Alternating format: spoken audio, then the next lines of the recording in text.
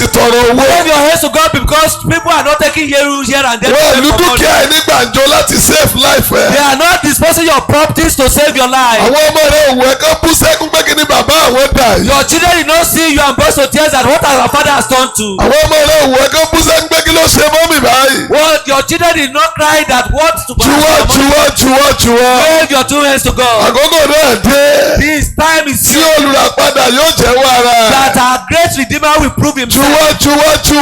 Wave your hands, wave your hands. Ariwo aleluya mẹ́ta léraléra lọ́wọ́ Sound kẹ́kọ̀ọ́. of 3 thunders, hallelujah. Hallelujah. Hallelujah. Adarí gbogbo ogo sọ̀dọ̀ rẹ̀. Àwọn adarí gbogbo ogo sọ̀dọ̀ rẹ̀. Ọlọ́run wa tó gbé níbi tó ga. Adarí gbogbo ogo sọ̀dọ̀ rẹ̀. Amen. Amen. Dúpẹ́ ẹ jókòó. Please have your seat. Dúpẹ́ lọ́wọ́ Ọlọ́run bó ṣe jókòó. Thank God as you are seated. Bàbá ẹ ṣé pé ẹ̀jẹ̀ ń dìdàkudà. Father, I thank you because you don't allow me to be wretched.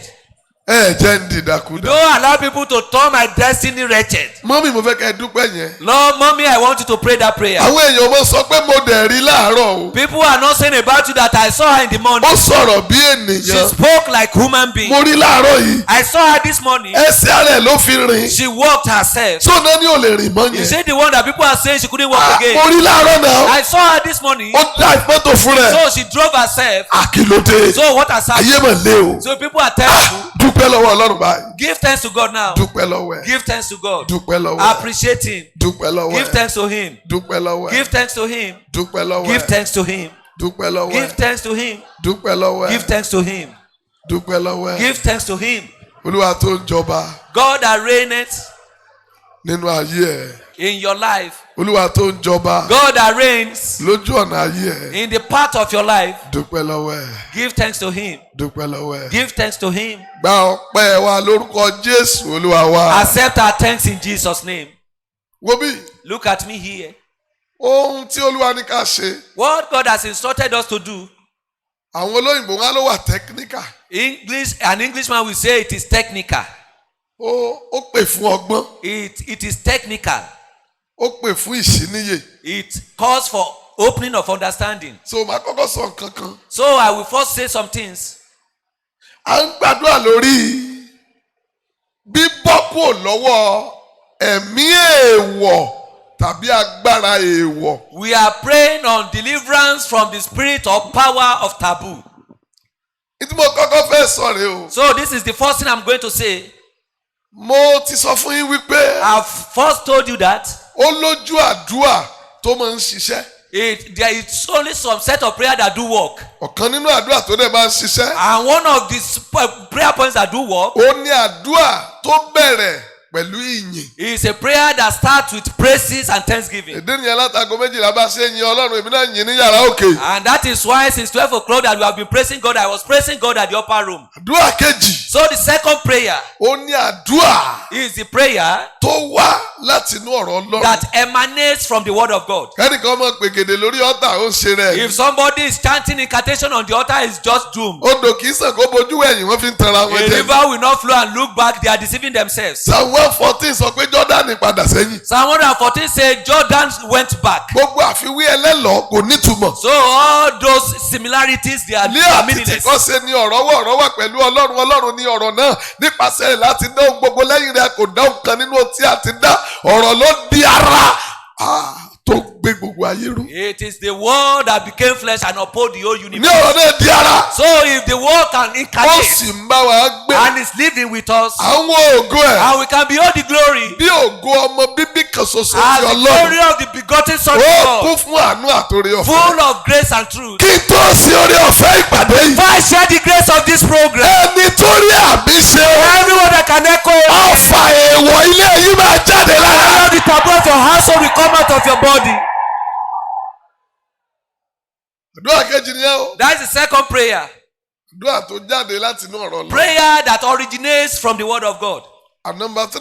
The third kind of prayer. Eléyìí ló lágbára jù. This one is very tough. Àdúrà tó gbà sídàmà Ẹ tó jọ̀ọ́. gbà The prayer you prayed pẹ̀lú ìtara ìtara. with zeal. Mẹ́tẹ̀ẹ̀ta wà Bible. The three kind of prayers are in the Bible. In Acts chapter 16 Inú ìwé ìṣe àwọn apọ́sítélì orí kẹrìndínlógún from verse 25. láti ẹsẹ̀ karùndínlọ́gbọ̀n.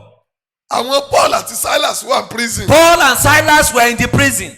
with chains in their hands and legs. Pẹ̀lú ṣẹ́kẹ́ṣẹkẹ̀ ní ọwọ́ àti ẹsẹ̀ wọn. But wọ́n bẹ̀rẹ̀ sí kọrin. But they started singing. Kíá ọ̀run ṣí. Instantly heavens were opened.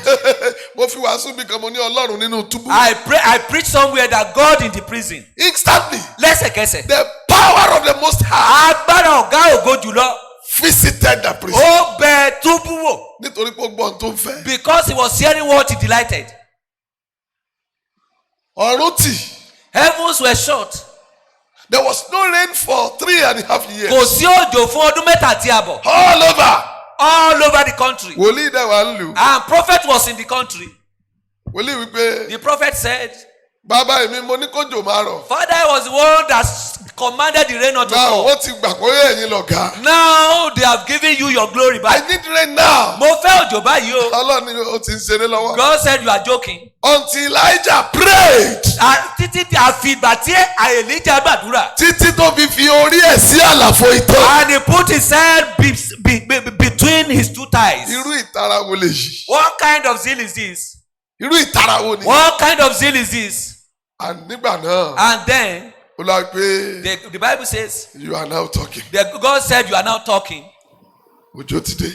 Rain is coming. So àwọn àdúrà tó lè gbé ẹ láti inú ara lọ sínú ẹ̀mí ló lè fún ẹ ní self or personal deliverance. So the prayers that can transit you from the physical to the spiritual realm will give you your personal testimony. Because this night is a powerful deliverance night. Nítorí pé òru yìí ó jẹ́ òru ìtúsílẹ̀ ara ẹni. Ó dẹ̀ wá wà personal. And it is personal. Because èèwọlé ti yín. Because the taboo of your own household Òun kọ́ lè wọlé tiwa. is not the taboo of my own household. So mo rúdó lórí pẹpẹ to pray for gbàgbàdúrà fún ẹ o. So pray for yourself. I'm standing here on this altar. We pray for you, but make sure you pray for yourself. Èèwọlé yín. The taboo of my own household Òun kọ́ lè wọlé wa. is not the taboo of your own household. Mo ń bọ̀ nínú ọ̀rọ̀ Ọlọ́run o. I'm still coming in the word of God. Ondo kì í jò kété. An Ondo indigene will not eat rabbit. Tí ọwọ́ bá sì bá òkété nílùú ibi tí ẹ ti bí èmi. So if they kill rabbit in my own hometown, Ọbẹ̀ sọ̀ lọ́jọ́ yẹn. somebody will prepare a very delicious soup. So o gbọ́dọ̀ gbàdúrà fúnra ẹ dójú àmì. So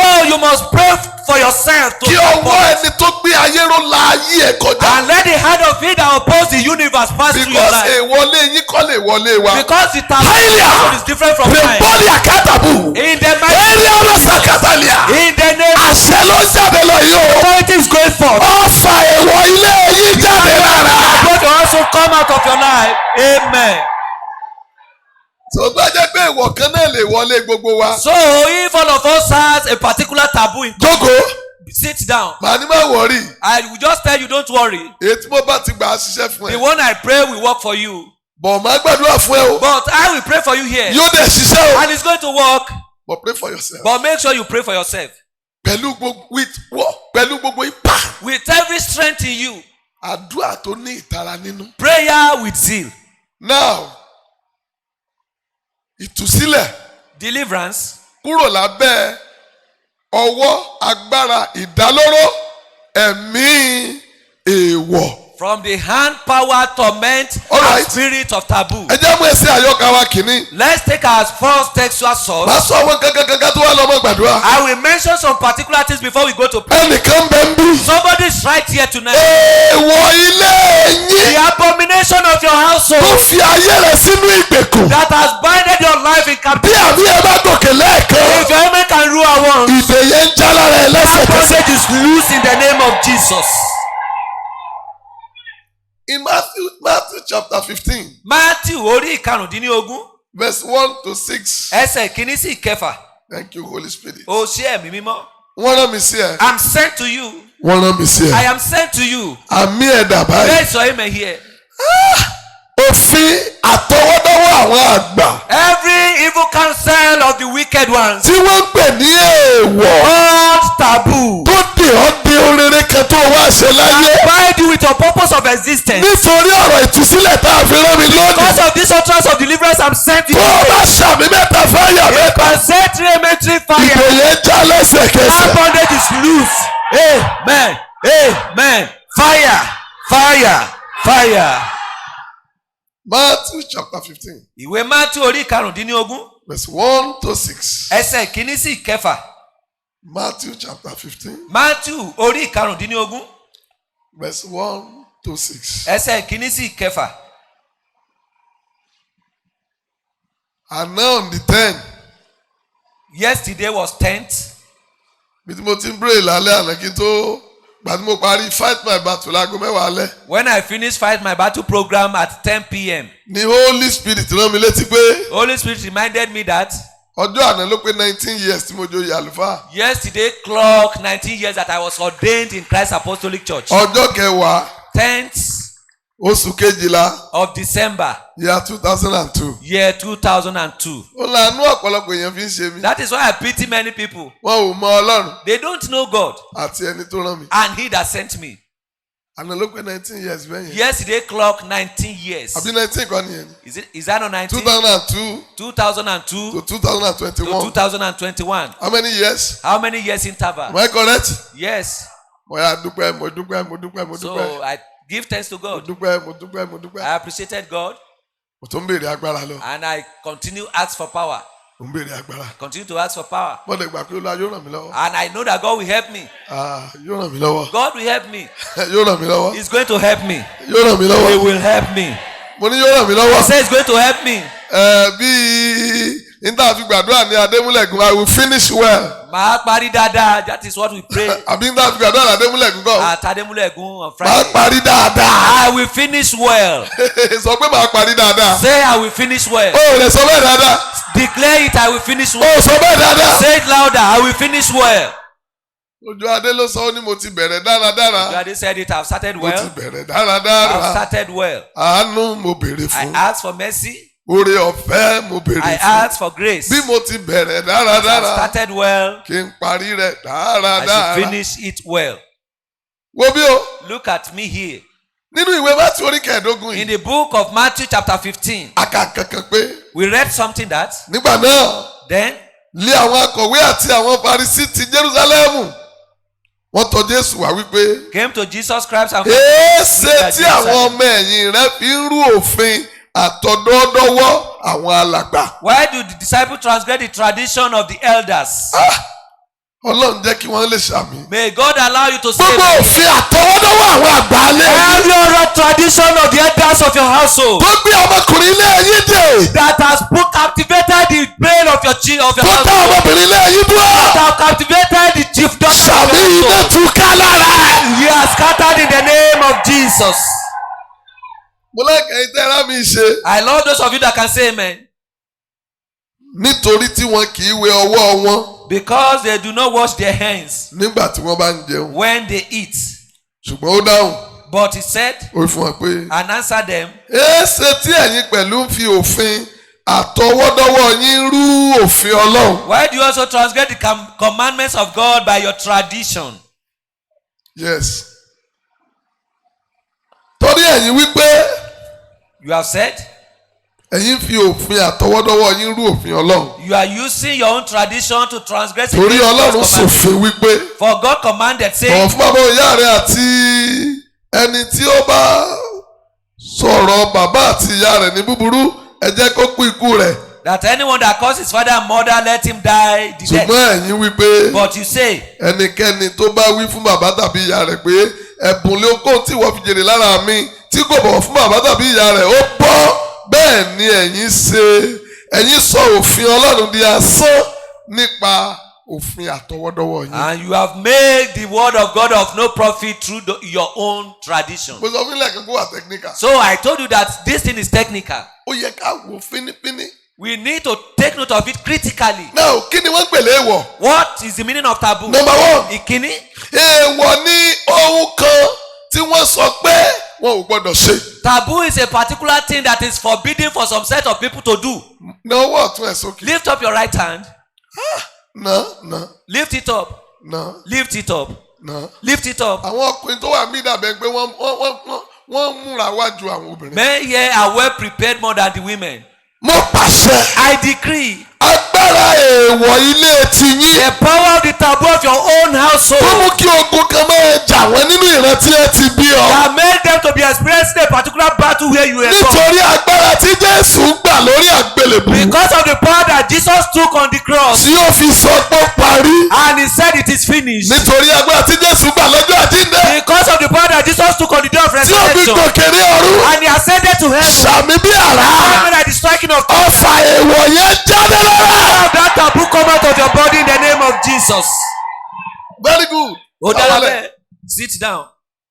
màá gbàdúrà fún ẹ̀yin section 5. I will pray for 5 sections of people. section kìíní. The first section, obìnrin tó wà níbi tí ọmọ ti já bọ́ lẹ́yìn ẹ̀. a woman that is here and a child has ever fallen from your back. nígbà tó ń tọ́ ọmọ ní kékeré. When you were nursing your child.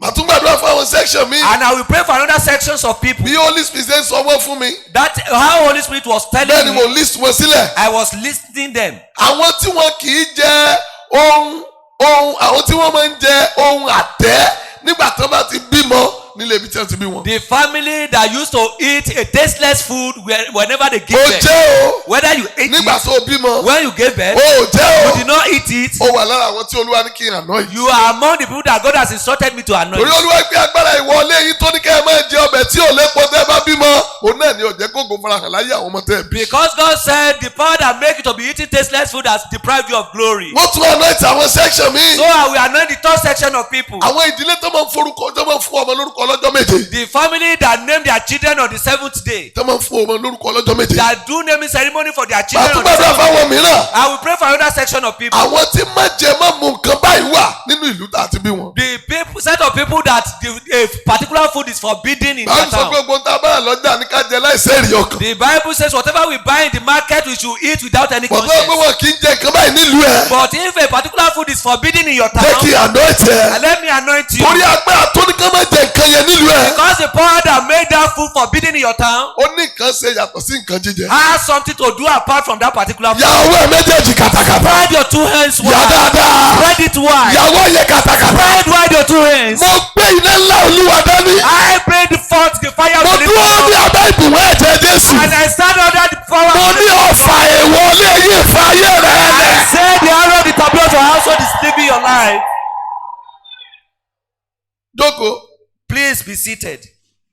ẹ̀yin tí wọ́n bá máa ń ṣe àwọn bíi ritual kan tí ènìyàn bá kú nílé yín. All of you that they normally make some rituals whenever somebody is demised in your bí ká household. gbé òkú yẹn lẹ́ẹ̀kan lọ mú awọ ajá kán kọ́kọ́ fi bò ó. Whether that dead body will be put down and they will look ìdílé yẹn wà lóńdó. that family is in Ondo. tó bá kú àwọn bàbá wọn àtijọ́ wọn ò gbọ́dọ̀ kọ́kọ́ fi aṣọ bò wọ́n wọn á kọ́kọ́ fi awọ ajá bò wọ́n. In the olden days, if their forefathers died, they will clothe them with the skin of a wọ́n á dog. fi ṣe gbogbo ritual yẹn fún wọn kán tó lọ bẹ́ẹ̀rì They wọn. will use it to conduct all the rituals before they go and bury them, àti bẹ́ẹ̀ bẹ́ẹ̀ lọ. and so on. so tètè ronú jinlẹ̀. So think deeply now. lẹ́yìn náà ni màá àná ti gbogbo ènìyàn. Thereafter, I'm going to anoint every kí ni topic. mo fẹ́ àná ti yín fún. Why should I need to torí ẹ̀yin anoint tẹ́ ẹ̀ mọ èèwọ̀ ilé yín ṣùgbọ́n tí agbára èèwọ̀ yẹn ò jẹ́ kẹ́ ẹ lọ. For you that you don't know the taboo of your household, but the power of the household is withdrawing you kí from ló ń pè ní paperwork. èèwọ̀. What is the meaning of taboo? èèwọ̀ ní ohun kan tí wọ́n ní wọn ò gbọ́dọ̀ ṣe ní ilé yín. Taboo is a particular thing that is forbidden in your household. èèwọ̀ ní ohun kan tí wọ́n ní ẹ gbọ́dọ̀ ṣe. Taboo is a particular thing that you were instructed not nọ́mbà to do tún in your kí ló ń household. pèlè èèwọ̀. Second thing, what is the meaning of taboo? èèwọ̀ ní ohun kan tí wọ́n fi dandan mú yín pé gbogbo yín lẹ gbọ́dọ̀ máa ṣe. A taboo is a particular thing that all of you are compelled to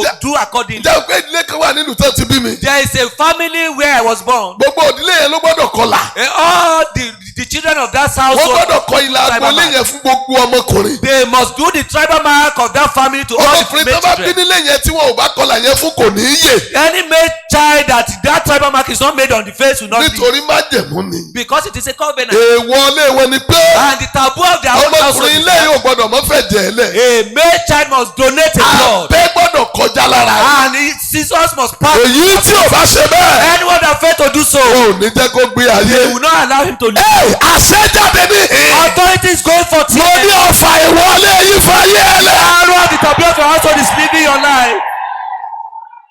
jókòó. Please take your seat. kí náà ń gbèlè èèwọ̀. What is the meaning of taboo? èèwọ̀ ní nǹkan kankan tí ẹ ló di dandan fún gbogbo ilé yín láti máa ṣe. Taboo is something that people say is compulsory for every one of your household to do. agbára láti inú òkùnkùn ló máa ń ṣàtìlẹ́yìn fún èèwọ̀. It is the power from demonic realm that supports taboo. ẹ gbọ́ sórí. Listen to this story. wọ́n ní wọn kì í pagún. They said they will never kill a dog. wọn kì í jẹgún. They will not ever eat a vulture. wọn kì í fi gún bọrí. And they will not use it for sacrifice. ó wá di ọjọ́ kan. And a particular day, ẹnìkan bá lọ pa igún. somebody went to kill a vulture ló gé igún kéékèèké. and dissected the vulture. ló rọra fi igún jẹ ẹ̀bà. And was using the vulture to eat. àwọn èèyàn wá bá ń bẹ̀. And people met him there. wọ́n ló pagún. They said you killed vulture ó tún fi igún jẹ ẹ̀bà. and you are eating vulture to ó kàn eat. rẹ́rìn ni. He just burst ó ní sẹ́yìn out. rẹ̀ tó pagún He rí. said, have you ever seen anyone that killed àbáwo ni màá vulture? ṣe lọ pa igún. Why would I go and kill vulture? àkàlàmọ̀gbò ni mo pa. So I killed another bird ni entirely. mo dẹ̀ fi ń jẹ̀bà. And it's the one that I'm wọ́n láwọn using. rò pé ó pagún ni. They said we think ó you are pagún killed ó vulture. jẹgún ó fi gún jẹ̀bà ìkankan ò ṣe. He killed vulture and used vulture to eat, but nothing happened to him. bọ́ ẹnìkan lọ pa àkàlàmọ̀gbò. But somebody went to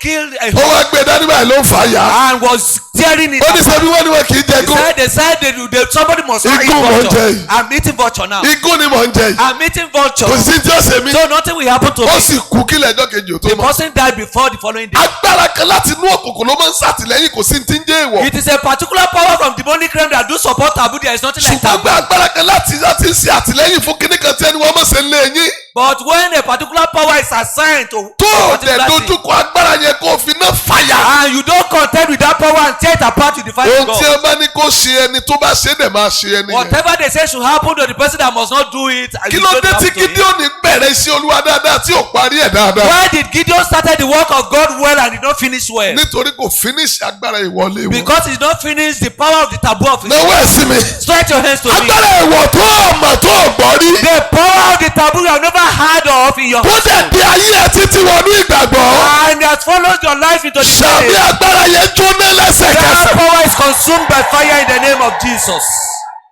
mo sọ fún ẹ o. I told you, òru àkíyèsí ni o. this night is a night of watch. má fi ṣeré o. Don't joke with it. náà ẹgbẹ́ lẹ́yìn. Listen to this. èèwọ̀ máa ń wà nínú ìlú. There is a taboo in town. èèwọ̀ máa ń wà nínú ìlú. Taboo do exist in a particular ǹjẹ́ mo pé àwọn ìlú kan wà tó máa ń sọdún oyún. There are some hometowns that do celebrate the festival of tó bá ti pregnancy. ní oyún sínú ó gbọ́dọ̀ lọ ṣe kíní kan tó ń pè ní ọdún oyún. When they are conceived, they will do the festival of wọ́n á pregnancy. dẹ̀ kó àwọn kankan tẹ́nu jẹ àwọn oúnjẹ àwọn èmèrè jọ wọ́n á dẹ̀ celebrate ẹ̀ fún wọn ló ń sọdún oyún. They will gather some food items and they will say he's doing the festival of conception. wọ́n máa kẹ́dẹ̀ sọ fún ìyàwó ọmọ ẹ̀ pé o gbọ́dọ̀ sọdún oyún o. And the woman told the daughter-in-law that you must do this festival of ìyẹn ní màmá ìgbà ayé tí yín nìyẹn kúrò lórí ẹ̀. The daughter-in-law said, Mother, that is your oyún yẹn sì letter. já bọ́ọ̀lẹ̀ lóṣù karùn-ún. And the woman experienced miscarriage in the 5th ebi month. ọmọ bóyá arán mi sí ọ.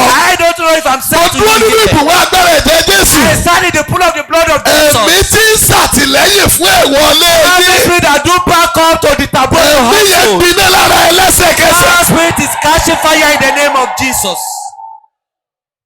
ẹ̀mí búburú láti inú òkùnkùn ló ń ṣàtìlẹ́yìn fún èèwọ̀. Demonic power from demonic realm supports taboo. ẹni tí ó jẹ igún kò kú. The person that ate vulture did not die torí pé ó sọ fún wọn pé àkàlàmọ̀gbò ni. because he told them that he was even ẹni tó jẹ àkàlàmọ̀gbò kú. and somebody that ate Ehud died torí pé ó sọ pé igún ni. because he said he was eating tó bá wá vulture. jẹ́ pé èèwọ̀ ló ń pààyàn. So if it is taboo that killed ṣé someone, ojú èèwọ̀ fọ́ is that taboo àbí blind etí èèwọ̀ di. or he was deaf? tí ò mọ ẹni tó jẹ igún àti ẹni tó jẹ That àkàlàmọ̀gbò. he could not differentiate between somebody that ate vulture. mi ò tí ì gbọ́ àmì lẹ́nu I yín. have not heard amen from you. làríkà pósí dànìyà. In the name of Jesus. ẹ̀mí tí ń ṣàtìlẹ́yìn fún ẹ̀wọ̀lé Every yín. spirit that support the taboo of your tó fi generation, kó gbogbo ọmọ ilé yín wọnú ìgbèkùn. that take every children of your generation, sàmì into ẹ̀mí your- yẹn bá iná jáde lára. that spirit is crying out by fire in your body. shout fire. Ẹ pariwo fire! fire yáyáyáyá. Fire! jókòó. Please take your seat. èèwọ̀ wà nínú ìlú. There is taboo in hometowns. èèwọ̀ wà nínú ìlú. There is what we call native taboo.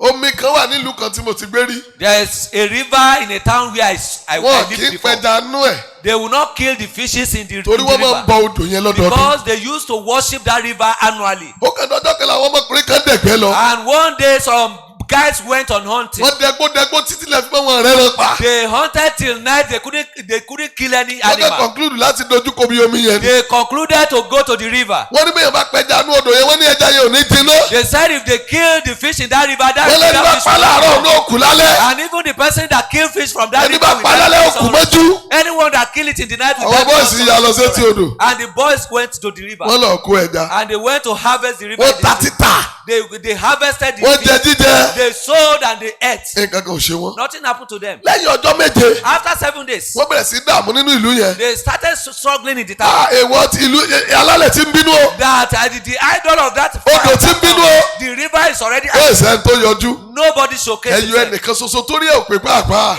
Only one person that is foolish among ó ní them. torí bó ń jẹ́ ọmọ bíbí ìlú yẹn. Said because he was a native of that ló bá town. lọ ẹ má He bínú. went to prostrate that please don't be annoyed. bàtà àdẹ̀gbẹ́ tá a rí kankan la bá bẹ̀ lọ. When we hunted that animal, we went. wọ́n lé ẹ̀wọ̀ rẹ̀ He o. said this is a taboo. ọmọkùnrin yẹn dẹ̀ gbẹgbẹgbẹ tó fi kú lọ́dún tó tẹ̀lé. That young man emaciated till he died that àwọn year. mẹ́sàn-án lọ́dẹ̀ ló kó ẹja. And 9 people went to harvest fish from that èèwọ̀ ò river. rí àwọn mẹ́jọ yòókù mọ́. Taboo could not locate the 8 other mi people. ìmọ̀ bóyá nìkan ń sàmì. If someone is saying amen mo tún here, ọ̀rọ̀ yìí sọ. I repeat this bí statement. olúwa dẹ̀ ti rán mi lónìí rè o. This is how God sent me today. agbára tó ò fojú rí. The power that you could not see. ẹ̀mí tó ò dá mọ̀. The spirit that you could not tí comprehend. sàtìlẹ́yìn fún ẹ̀wọ̀n lé That yín. support the taboo of your láti generation. mú ibi wá. To bring in ṣé àmì bí àrá. moment at the striking of kó fò jáde lára ẹ̀. cry out of your body in the name of Jesus.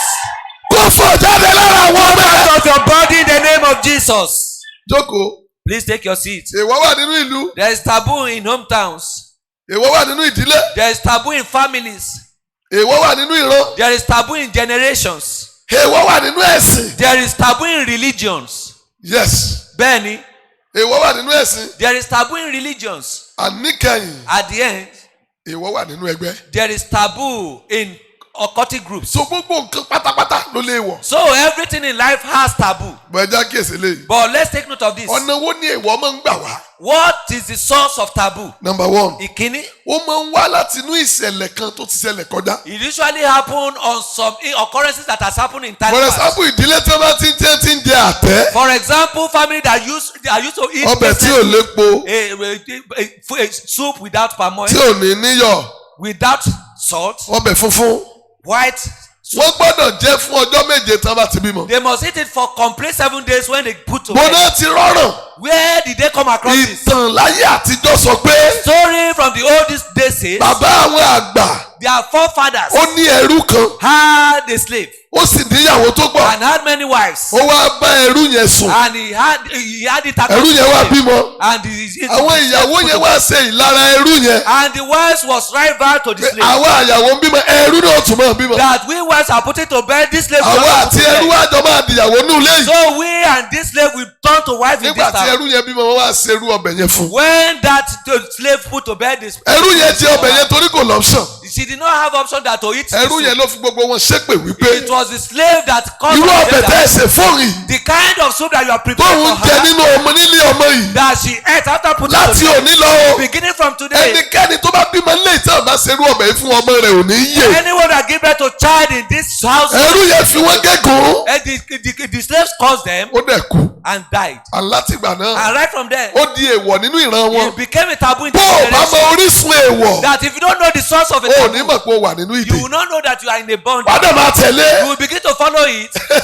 ó de church tó tún máa dáwọ́ eégún Even you come to church and begin to contribute for wàá masquerade. ní tẹ́lifíà mi ò bá wọn lọ́bẹ̀ Because I don't visit the ẹgbà shrine. owó oòrò Take this for the masquerade. wàá dé church tó wà máa jẹun tí ò yẹ kó You jẹ go to the church and eat forbidden meats. wàá máa jòkó sábẹ́ tẹ́ǹtì ò yẹ kó jókòó You sit under the tent that you are wàá not máa supposed tilẹ̀kùn to tí ò yẹ kó tì mọ́ rí. sit. You will begin to shut the door that you are not supposed to mo shut. gbẹ́nu lẹ́kàn pọ̀ mẹ́yẹ ní ẹjọ́ aago kan ọ̀sán láfẹ́fẹ́ burúkú yẹn máa ń fẹ́ lọ́jọ́ tẹ́ bá ní kóbìnrin máa jáde ó ní aago kan ọ̀sán ló máa ń fẹ́ ó ní ẹjọ́ mi ò gbọ́dọ̀ róòrùn ó ti wíńdò ó ta kọ́tì ó ti ilẹ̀kùn lóru gbóndó lé ó nítorí aago kan ọ̀sán láfẹ́fẹ́ ìbànújẹ́ wà ń kiri mo pàṣẹ afẹ́fẹ́ ìbànújẹ́ ò ní fẹ́ lu ayé tiẹ̀. Even some will not locate you in the name of Jesus. màmá yẹn dẹ̀ lọ church o. The woman was a church attendee. ó lọ church o. She was going to church. ó sì ń believe pé afẹ́fẹ́ ìbànújẹ́ kan fẹ́ láago kan. And she still believed that there will still be a demonic tí ò dẹ̀ ní bá Jésù lára àwọn. that will not meet Jesus in her body. ó dẹ̀ tilẹ̀kùn wọn rí. And she shut the door against tó herself. kíyèsí èèwọ̀ wá láti inú ìṣẹ̀lẹ̀ kan tó ṣẹlẹ̀ kọjá. So taboo do emanate from time occurrences that happen ẹrú in the fi past. ojúlówó ọmọ ṣépè gbogbo ìran wọn dẹ̀ ń A tẹ̀lé. slave calls the new children and so all the èèwọ̀ máa ń wá láti inú ìṣẹ̀lẹ̀ kan tó ṣẹlẹ̀ kọjá. So taboo do come from occurrences that happen in the èèwọ̀ máa ń past. bẹ̀rẹ̀ lórí ẹyọ ẹnìkan ṣoṣo. Taboo do happen from somebody. because in Genesis chapter 3. Nítorí pé ìwé Genesis orí kẹta. Ádámù àti Éfà nìkan ni Olúwa sọ fún pé ẹ gbọ́dọ̀ jẹ èso yìí. It was only Adam and Eve that God decided that you must not eat this forbidden fruit. àlọ́jọ́ fẹ́ jẹ́ And the day they ate, wàhálà bá wọn. the problem ó happened to tún bá them. gbogbo àrọ́mọdọ́mọ And tó it ti ara wọn happened to all jáde. their descendants. èèwọ̀ tó bẹ̀rẹ̀ lórí àwọn baba ńlá ẹ̀. Taboo that started from your tí ẹ̀yin ọmọ tẹ́ ẹ̀ mọ̀ ń pa ẹ̀dá ń jìyà ẹ̀. and all the children of ìyàwó ni mo sáyìn ní kàpọ́ọ̀rìà. in the name of Jesus. jáde lábẹ́ ìjẹniyà náà. Come out of the torment in the name of Jesus. sàmì mẹ́ta fáyà mẹ́ta. Amen 3 times and 3 fire. jọ́sẹ̀ mọ́lẹ̀ báyìí lẹ́ẹ̀mẹ́ta. Bounce your leg on the floor 3 times. ẹ jókòó. Sit down. sẹ́ni tí mi ò bá ṣí yín níyè dáadáa. If I don't open your understanding very well, àdúrà yóò ní yé yín. you may not understand this prayer. bọ̀ tó bá yé yín tán. But once you get the understanding, náà gbogbo yín lè máa bọ̀. all of you will be delivered. kí n tó gbòòrò Olúwa jáde. And before I bring out the anointing tí of mo ti God fọjọ́ mẹ́sàn-án praise. that I've prayed over for 9 days, àdúrà tí máa fọ́ gbogbo pẹpẹ. the prayer will have broken up ẹ̀yin ẹ your lọ hearts. kọjọ́ òní sílẹ̀. Go and write down ẹ today's rí i pé date. ọ̀pọ̀ kan retẹ́ ẹ̀ lè dá ṣe lẹ́bẹ̀rẹ̀ sí í ṣe. You will discover that many good things that you were unable to do before you complete. torí pé continue to ọ̀pọ̀lọpọ̀ complete them. èèwọ̀ ọ̀lẹ́ ayé yín sì wà lábẹ́. Because your life is still wallowing under ẹ jẹ́ èso eléyìí ìjìnlẹ̀ ni. Let me tell you, this is a mystery. ó ní mo sọ pé tí ọ̀pọ̀lọpọ̀ ò bá sọ́ra lára mi ọ̀pọ̀ máa fara pa. That is why I'm saying that if many people does not understand me, they will stumble. lẹ́yìn ọdún kẹfà tí mo ti kúrò ní ìlú náà ti bí mi. After 6 years that I went out of my hometown, mo gbọ́ ohùn Olúwa pé God told me that lọ gbàdúrà lórí ẹ̀mí ojútùú. go and pray on the spirit of Ojutu. odò kan bẹ ní àbáwọ̀ Olúwa tó ń pè ní omi ojútùú. There was a river at the entrance of my town called ọdọọdún ní Ojutu. kábíyèsí fi màálù dúdú bọ́. It was every year that the king said worship the river. agboolé bàbá mi ò kì í dẹ̀ bá wọn bọ́. And the household my father will not worship this bọ̀ river. gbogbo with them. alálọ́ máa ń wòran ẹ̀gbà tá a wà ní kékeré. But all of us do go to watch the Olúwa ní celebration pray when kí we are ẹ̀mí young. ojútùú kó padà lẹ́yìn ẹ̀. God said pray so that the spirit of Ojutu will go nígbà back from náà ló tó máa gbilẹ̀ nírìn àjò. It is then that you are going to be expanded in this. ẹ̀mí èèwọ̀ lẹ́yìn tí ń bá ọ rìn. The spirit of abomination of your husband. ìgbẹ́ yàrá àlè àkàsà bọ́ọ̀lì àbá. In the mighty name ayéwo of ni Jesus. màá sáyé dàkà hùlìà. In the name of Jesus. wọ́n máa padà lẹ́yìn ẹ lóde. They will return from you tonight in the name of Jesus. mo wá lọ bolúwa lé pé bàbá mi ò kí ń bọ̀. And I went to ask God, my father does not used to worship this river. bàbá mi wọ́n jọ dá church CMS sílẹ̀ ni. Even my forefathers, they established CMS church kó together. tó kú ló sọ fún wọn pé ẹ má sìn sílé o. Before he died, he told them that they should not bury him. ẹ jẹ́ kó wọ́n sùn láwùjọ àwọn èèyàn mi mọ́ o. That he wanted to sleep in the cemetery of the good àwọn people. bàbá ìlú òkúta sọ́ọ̀sì CMS dọ́jọ́ kú ni. And this my forefathers carried the stone for CMS. bàbá tó bá wà náà lọ́mọ tó tẹ̀lé fada. And even my father that gave birth to me followed the fathers. olúwa ní ìtàn ní gbogbo yẹn. God said, oh, what you are saying is story. bọ̀ ìlú yẹn náà ti bí ẹ. But you were born in that tó hometown. tó o bá bírèkì èèwọ̀ ọbẹ̀. So if you don't break the taboo of that wọ́n lè mọ hometown, gbúrò ẹni rìn àjò. they may not hear your fame. mo ń sọ̀rọ̀ lọ́jọ́ kan lórí òkè. So I was speaking on the mountain one day. prophet kankan jáde wá The ni. prophet came forth. ó ní abájọ tilẹ̀kùn àánú fi tì níwájú mi nìbàdàn. He said, no wonder the door of mercy was shut against him in ó ní the bàbá ọmọ ìlú yẹn ni He mí. said, Father, I came from that town. 13 years in the ministry. 30 years nínú iṣẹ́ ìránṣẹ́. kò sẹ́ni tó ra káàdì 500 náà fún mi. Nobody has ever bought 500 naira. mo ní dọ̀bálẹ̀. I said prostrate. lọ sọ tí mo ṣe. Go and do what I did. àwẹ̀ funfun 21 days. 21 days fast. kò dá ẹ̀mí ojútùú padà lẹ́yìn ẹ̀. And send back the spirit of Ojutu from you. kó o lè bá a lọ jìnnà. For you to go far. ẹ̀yin ọmọ Oǹdó tẹ́ bá mi ẹ pray. Ondo Idiji here, please òrìṣà pray. tó gbẹ̀ ní Ògún jẹ́ òrìṣà tó máa ń bínú jù láyé. Because God of Iron is the most fearful idol in the ìdí world. nìyẹn ìbínú ni ò jẹ́ kí ọ̀pọ̀ orílẹ̀ ọkọ gbé. That is why it is anger that deny many ìbínú ni ò jẹ́ kí ọ̀pọ̀ gbádùn ìyàwó ológo tó fẹ́. It is anger that did not allow many husbands to enjoy ìbínú their tí mú wives. ẹ̀gbọ́n fọlọ́pàá má búrò lóńdó. Anger that made the elder need to arrest bí you. ẹnìkan bá ṣe àmì. If somebody can ó ó máa bọ́ pátápátá you will lónìí. be delivered completely today in the name of Jesus.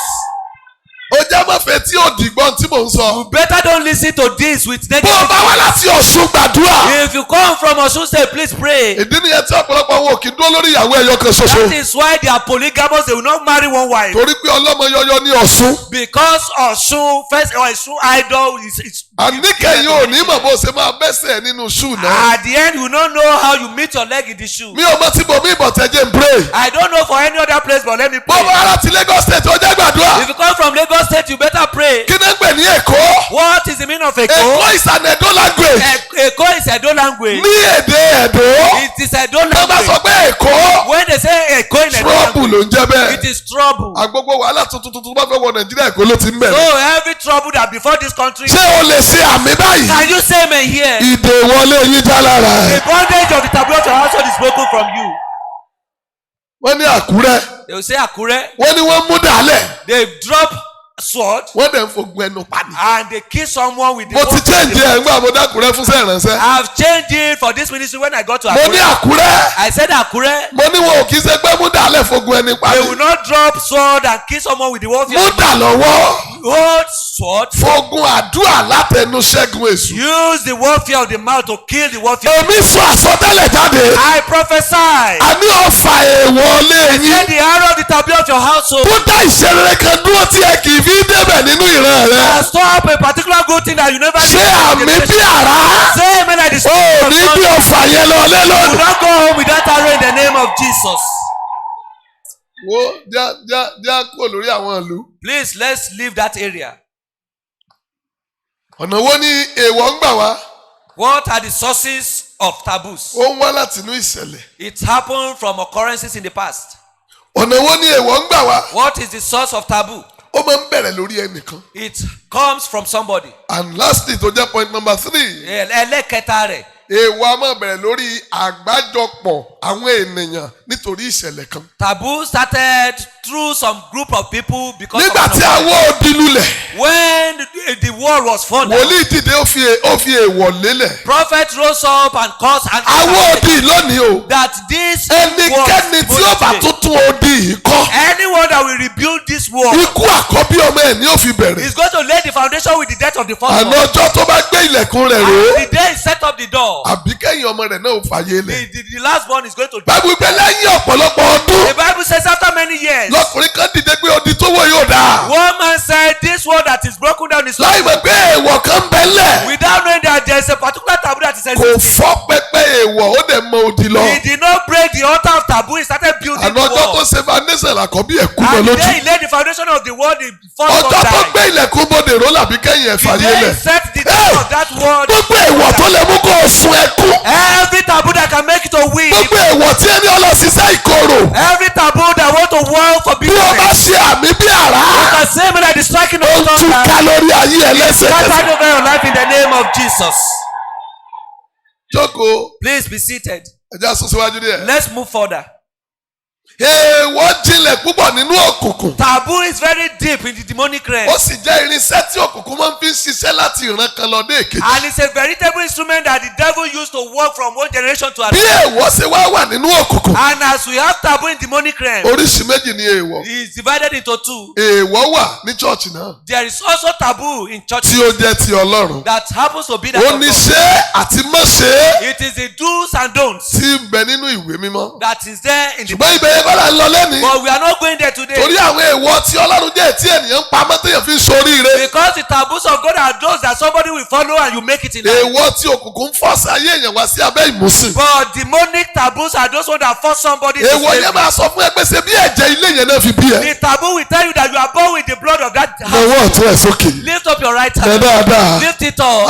nẹ dáadáa. Lift up your right irú àwọn hand. mọ̀mọ́ ìbálẹ̀ máa fò dìde dúró. This mother can rise àánú up. ẹ̀yin ọ̀dọ́ ṣe mí. I pity the youth. lọ́wọ́ dáadáa. Lift up your right hand. agbára èèwọ̀ ìran. The power of generational tí wọ́n ní taboo kó ṣiṣẹ́ kàn ọ́ nítorí ẹ̀jẹ̀. that want to walk to you because of sàmì bí love. àrá. Same like the striking of ẹ̀jẹ̀ thunder. Jésù tú ẹ sílẹ̀ lọ́wọ́. of Jesus deliver you this morning. Amen. sàmì kan fáyà gan. Say one amen, one fire.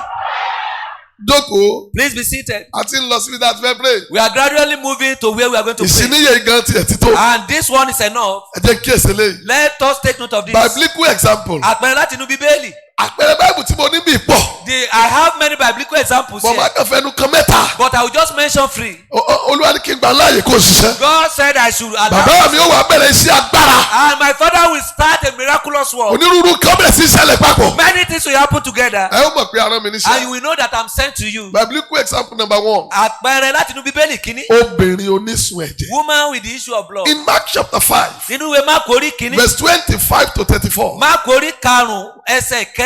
obìnrin kan bẹ́ẹ̀ tẹ́ ń pè lónísun ẹ̀jẹ̀. A woman was there called woman with the issue of ẹnìkan tó blood. rí mi gbọ́dọ̀ kí hallelujah ńlá lóhùn òkè. Somebody shout hallelujah. ẹnìkan tó rí mi gbọ́dọ̀ kí hallelujah ńlá lóhùn òkè. Someone listen to me shout hallelujah. ẹni tí ò rí ìtúsílẹ̀ lónìí kó pariwo hallelujah kan. If you see deliverance today shout hallelujah. obìnrin onísun ẹ̀jẹ̀. Woman with the issue of blood. báìbù wípé The Bible says ó ná ohun gbogbo tó ní tán lọ́dọ̀ àwọn oníṣègùn. she spent everything she had with the physicians. gbogbo ohun tó ní. Everything she had. so ìdè èèwọ̀. Meaning that the bondage ó of jẹ́ taboo ìdè tí máa fi gbogbo ohun téèyàn bá ní láyé ṣòfò mọ́ is lọ́wọ́. a bondage that wastes all the possessions of tí iye someone. èèyàn ò bá ṣí láti gbàdúrà. If someone does not have the understanding to pray, obìnrin onísun ẹ̀jẹ̀. woman with the issue of blood. in Leviticus chapter 15. Nínú ìwé Lẹ́fítíkù orí 15, ẹ jẹ́ ká ka Bíbélì méjèèjì yẹn. let's read the 2 Bible ká lè verses balance ẹ̀. so that we can balance it. Mark chapter 5. Máàkù orí 5. Mark chapter 5. Máàkù orí mo 5. like láti ka Bíbélì méjèèjì I yẹn. love to read this Bible text. Mark chapter 5 Máàkù orí 5 from verse number 25 láti ẹsẹ̀ 25 to 34. sí 24. 25. Ẹsẹ̀ obìnrin 24. kan tí ó ní ìsun ẹ̀jẹ̀ ní ọdún méjìlá. A certain woman which had an issue of blood 12 years. ìdè èèwọ̀ ilé yín The bondage of the taboo of your tó ń household fi àkókò ìṣerere ẹ̀ ṣòfò. that wastes your lifetime in bí mo success. bá rí ọ̀dọ́ kan tó sàmì méje See a you that can echo 7 tó fò amen. sókè lẹ́ẹ̀kan. Jumping once. iná tú ìdè náà lẹ́sẹ̀kẹsẹ̀. Fire scatter the bondage in the name of Jesus.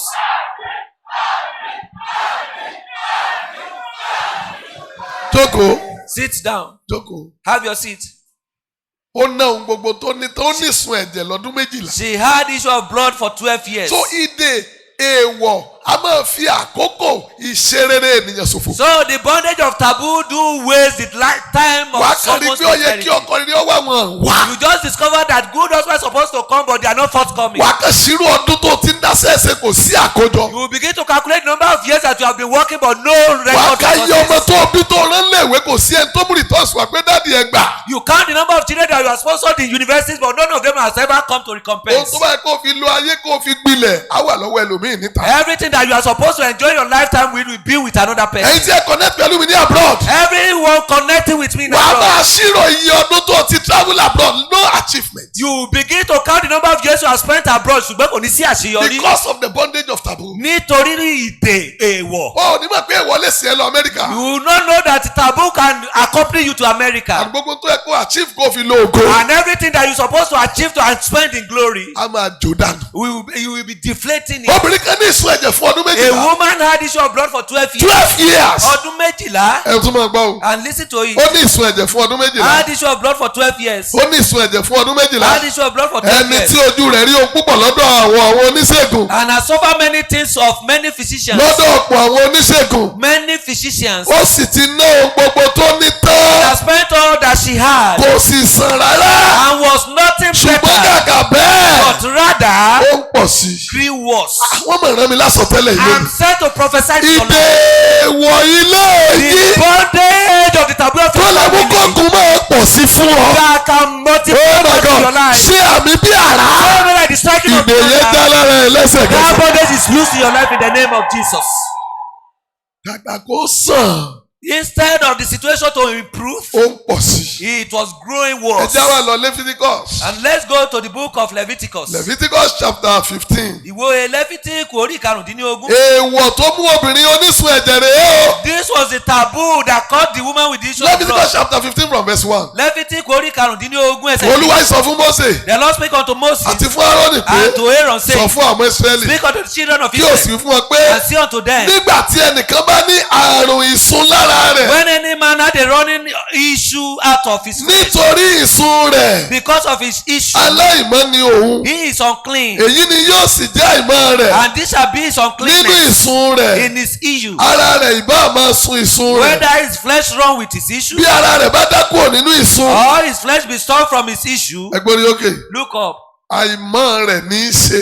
It is his So uncleanness. ó wà ní Leviticus chapter 15 from verse 1 pé obìnrin tó bá ní ìsun ò gbọ́dọ̀ wọnú tẹ́ḿpìlì. It is enshrined in the book of Leviticus chapter 15 that any woman with issue of blood must not go to the Èèwọ̀ yẹn temple. ní obìnrin yẹn ń tẹ̀lé. It was that taboo that this woman was following. Obìnrin tó bá ní ìsun ò gbọ́dọ̀ wọ tẹ́ḿpìlì. Any woman with issue of blood must not go Ó to the mọ̀ temple. pé ìṣẹ́gun lè wá fóun ní church. She knew that victory can come to her. Bọ̀ in the church. èèwọ̀ nínú ìwé Leviticus wípé obìnrin tó bá menstruate ò gbọ́dọ̀ wọ church. But the taboo in the book of Leviticus stopped her from going into the Obìnrin temple. yẹn wá ń tẹ̀lé èèwọ̀ And yẹn. the woman was following Títí the ó fi taboo jẹ ìyà ọdún 12. till she suffered for 12 years. Títí ó fi ná ogun tó ní tán fóníṣègùn. Until she exhausted everything she had for the Ọjọ́ physicians. tó bírèkì bondage èèwọ̀ yẹn. The day she broke the bondage of that taboo, Tó jáwọ́ ẹ̀yìn Jésù Olúwa wa. and she went behind Jesus Tó fi alone, ọwọ́ kan ìṣẹ́ tí a sọ ẹ̀. and she touched the hem of the garment of Jesus. Ọjọ́ yẹn lógún tó It tán. was the day that her problem. Gbogbo ìdè èèwọ̀ Every bondage of taboo. tó fẹ́ fi ogun tó ja bàbá rẹ̀ jà ọ́. I want to fight you with the battle that your father fought. Àfi kan fáyà kan. One amen, one fire. Iná jà lára ẹ̀ lẹ́sẹ̀kẹsẹ̀. Fire breaking from you. So that's all díẹ̀ díẹ̀ díẹ̀. You understand what you are saying better? Obìnrin oníṣẹ́ ẹ̀jẹ̀ ń wo Léfítíkù orí kẹẹ̀ẹ́dógún. The woman with the issue of blood was considering Leviticus chapter Mi 15. ò gbọ́dọ̀ wọ tẹ́ḿpìlì. So I must not go into the temple. Gbogbo ilé oníṣègùn ẹ máa mú mi lọ. All the houses of the physicians. Bí bá wọ take me there. tẹ́ḿpìlì báyìí òfin mú mi. If I go into the temple now, I'm caught with Èèwọ̀ addiction. ni. It is a taboo. Obìnrin tó bá ní sùn ò gbọ́dọ̀ wọ tẹ́ḿpìlì. Any woman with the issue of blood must not go into the temple Títí ìyà ọdún 12 dẹ̀ fi jẹ́. until she suffered for 12 years. Ọ̀sìn ọjọ́ tó bírèkì bondage èèwọ̀. Until the day she broke the bondage of taboo. Ọjọ́ yẹn ló kọrin ọpẹ́. It was that day that she sang for Kí joy. n tó parí àdúrà. Before I finish this prayer, Ẹyẹ tó ṣàmì yìí dà. where is this woman that is saying amen? Wàá kọrin ọpẹ́. You will sing for joy. Lẹ́yìn òru òní tá a jọ gbàdúrà lórí èèwọ̀. After this night that we pray over Mo taboo, ní wàá kọrin I ọpẹ́. say you will sing for thanksgiving. Second biblical example. Àpẹẹrẹ kejì láti inú Bíbélì. Àwọn ọmọ Sélófádì. The children of Zelophites. In Numbers chapter 27 Nínú ìwé Númérì orí from kẹtàdínlọ́gbọ̀n verse number 1. láti ẹsẹ̀ kínní. Òfin àti èèwọ̀ wọn ní ilẹ̀ Ísírẹ́lì. The taboo and their tradition in the land of Wọn ò Israel. gbọ́dọ̀ pín ilẹ̀ fún ọmọ obìnrin. They must not distribute land to a female Ọmọ child. ọkùnrin náà máa ń pín ilẹ̀ They fún. used to give land to the male children. Sélófádì dẹ̀ ṣiṣẹ́ púpọ̀. And Zelophites worked very hard. Kò dẹ̀ wá bímọ ọkùnrin. And she did not give birth to a Gbogbo male ọmọ tó child. bí obìnrin ni wọ́n. All his children were female children. Sélófádì wá kú. And Zelophites died. Èèwọ̀ ni wọ́n gbọ́dọ̀ fún ọmọbìnrin ní ilẹ̀. It was a taboo in the land of Israel. They must not give land Àwọn to a ọmọbìnrin female Sélófádì children. dìde. And the children of Wọ́n lọ bá Zelophites. Mósè. And they went to meet Moses. Bàbá wa kì í ṣọlọ̀tẹ̀. Our father was not a rebel. Kò sí nínú ẹgbẹ́ Kórà, Dátánì, Àbúráhámù. He was not in the company of Korah, Dathan, and Ọmọ Abiram. ẹ̀yìn tó gbégedé ni bàbá And he wa. happened to be a genuine disciple. Dádì wa sì yín sà ní ìlú Our yìí. daddy served you to death. in Wọ́n this jọ land. já ogun tán fi gbalẹ̀ ní. And we fought to claim this land Ilẹ̀ together. ìní tiwa dà. Where is our own heritage? Nígbà tí bàbá wa kú tán. After the demise of our Mósè father, ní èèwọ̀. Moses said it's a taboo. Ẹ panu yín mọ́. Keep short. A Èèwọ̀. taboo. Ẹ̀yin gbọ́rọ̀ ẹ̀ nílẹ̀ yìí rí Have ni. you ever heard about this in this Wọ́n ń town? fọmọbìnrin nílẹ̀ nílùú yìí. A land must not be given Àwọn as a ọmọ portion Sélófádì of wípé the children of Zelophites. àwa ó bẹ̀ èèwọ̀ jẹ́ o. We are going to damage this taboo. Mósè bá lọ bá Ọlọ́run. Moses went to meet God. Olúwa èèwọ̀ ni. Lord, it's a taboo. Ó èèwọ̀ tí ìjẹ́ wọn ṣe àwọn kẹrẹrẹ kan lé A yín. taboo that deprives them of accomplish some good things in Ẹ̀yin the ọ̀dọ́ dà. Where are the youth? Iná Olúwa bàjẹ́ wájú ẹ lọ́wọ́. God damage them today in the name of Jesus. Mósè lọ bólúwa. Moses went to meet God. Olúwa èèwọ̀ ni. God is a taboo. Ọlọ́run ni Mósè. God said, Moses, Ìta ọmọ Sélófádì sọ́dà. what the children of Zelophites said is good Torí pé wọ́n bẹ̀ èèwọ̀ jẹ́. because they have ruined the taboo. Lọ fún wọn nílẹ̀ ní bàbá. Go and give them the land that is due for Àwọn ọmọ them. Sélófádì gba ilẹ̀ ní bàbá wọn. The daughters of Zelophites took the land of their father Nítorí wọ́n jáde lábẹ́ májẹ̀mú èèwọ̀. because they came out of the covenant of taboo. Àìmọye àwọn èèyàn tí wọ́n kú láì ní ọmọ ọkùnrin nílùú yẹn. There are many people that died without having made children in the Àwọn land. ọmọbìnrin wọn panu mọ́ ni. The female children kept shut their Torí wọ́n ti mouth mọ̀ pé èèwọ̀ ìlú yẹn ni a gbọ́dọ̀ fún ọmọbìnrin nílẹ̀. because they knew that it was the taboo of that whole ọmọ family. Sélófádì nìkan ló lanu pé bàbá ẹ bè ìwọ̀ ìjẹ́. But it was the children of Zelophehad that cried that father raised àwọn the ní taboo. àkọ́kọ́ ọmọbìnrin tí a pín ilẹ̀ fún They látọwọ́ were the Mósè. first daughters that land was given to them. third biblical example. Àpẹẹrẹ ìkẹta láti inú mo Bíbélì. fẹ́ pray báyìí. I want to pray now. mo fẹ́ pray I báyìí. want to pray. àwọn ọmọ Rékábù The children of Rechab in Jeremiah chapter 35 in Jeremiah chapter 35 from verse number 5 to 10. láti ẹsẹ̀ ìkarùn-ún sí ìkẹwàá. àwọn ọmọ Rékábù. The Rechabites. wọ́n ní bàbá wa sọ fún wa They pé said our father told us that a gbọ́dọ̀ jẹ we must not eat a gbọ́dọ̀ mu and we must not drink. a gbọ́dọ̀ kọ́lé We must not build a houses. gbọ́dọ̀ nílẹ̀ We must not own it. a gbọ́dọ̀ lóko. We must not own it. wọ́n nítorí bàbá wa ti wí fún wa pé bí ká ti máa lo ayé wa nìyẹn.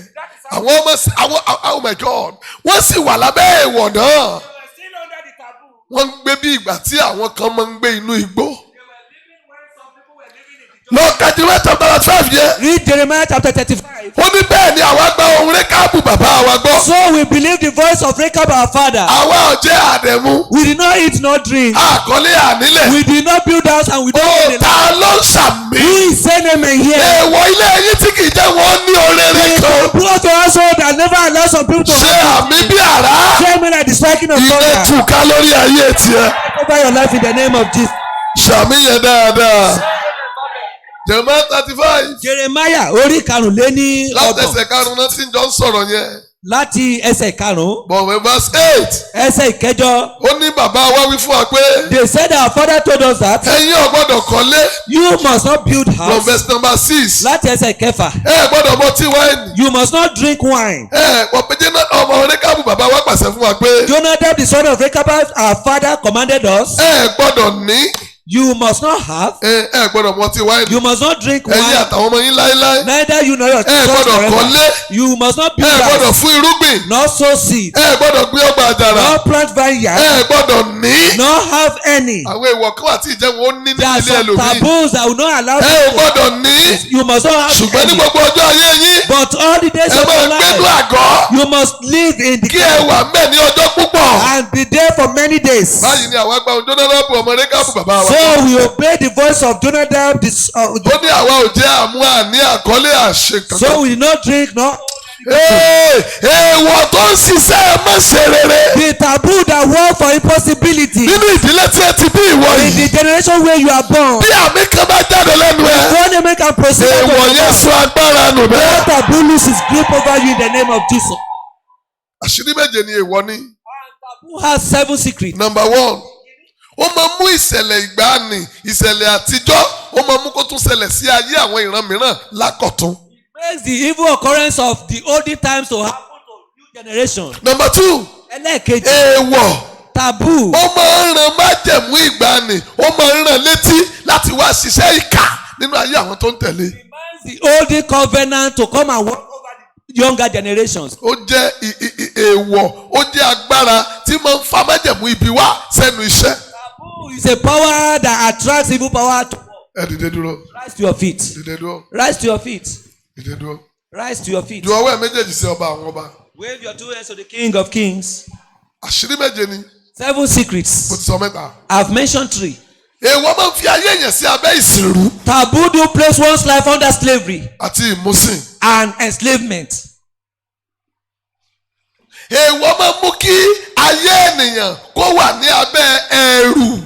Taboo do place one's life under fear. yes á dẹ̀yàn with bondage of fear. He's going to burn somebody pẹ̀lú ìdè ẹ̀rù. àwa máa wo ọmọ yẹn pé bó lọ́jọ́ ọ̀la ọmọ yẹn ó sì rí ọmọ ìjábọ́ lẹ́yìn mi. And tó bá ti rí báyìí ẹ̀rù á dẹ̀ mọ́ bẹ̀. And once the mother look at the child that fall from her, we will be looking at it that when is he going to a ní die? wọ́n mọ̀ ní aboyún tó bá jáde láago kan òru mọ̀ lé bíbíkúbi. That a ọkọ̀ tí ìbímọ yẹn á ti máa ní àlùjànnú ti wọnú yìí o. She has now given birth to the child, but she will be thinking of evil. èèwọ̀ máa ń dẹ̀yàn pẹ̀lú ìdè ẹ̀rù. Taboo do bind somebody with bondage of eléyìí fear. tó burú jù ni pé. The wicked one is èèwọ̀ máa ń mú kéèyàn pàdé ogun tí ń sọ̀yàn kalẹ̀ látòkè wá sí. taboo usually makes someone to encounter battle that will demote somebody bí from the èèwọ̀ Lord bá wá tonight. burú báyìí. And if taboo is as wicked as ẹ jẹ́ this, sọ ọ̀nà mẹ́ta téèyàn fi lè bọ̀. let me mention 3 ways for you to get liberated. number 1 Ìkíní, má fi ayé ẹ tẹ̀lé èèwọ̀ ìdílé mọ́. don't pattern cannot fashion your life torí according gbogbo to the ọgbà tó taboo bá of fi the ayé generation. tẹ̀lé lórí ní ìwà agbára ẹ̀ fáwọn ọmọ tó bí. Because every time you follow your life according to the taboo, you are following it to the Number children. 2, follow the word of God in 2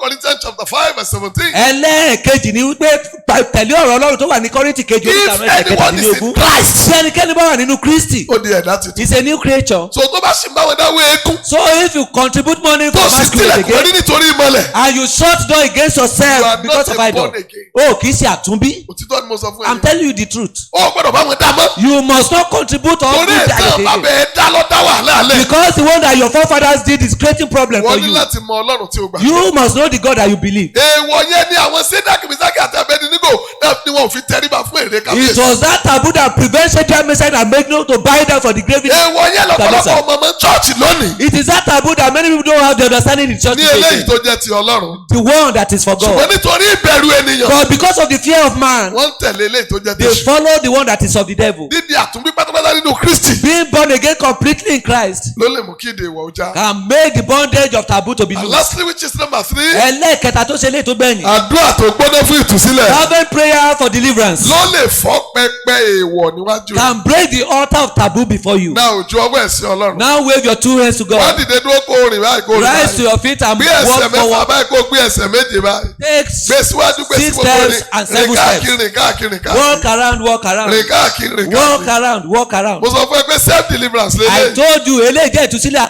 Rìn káàkiri.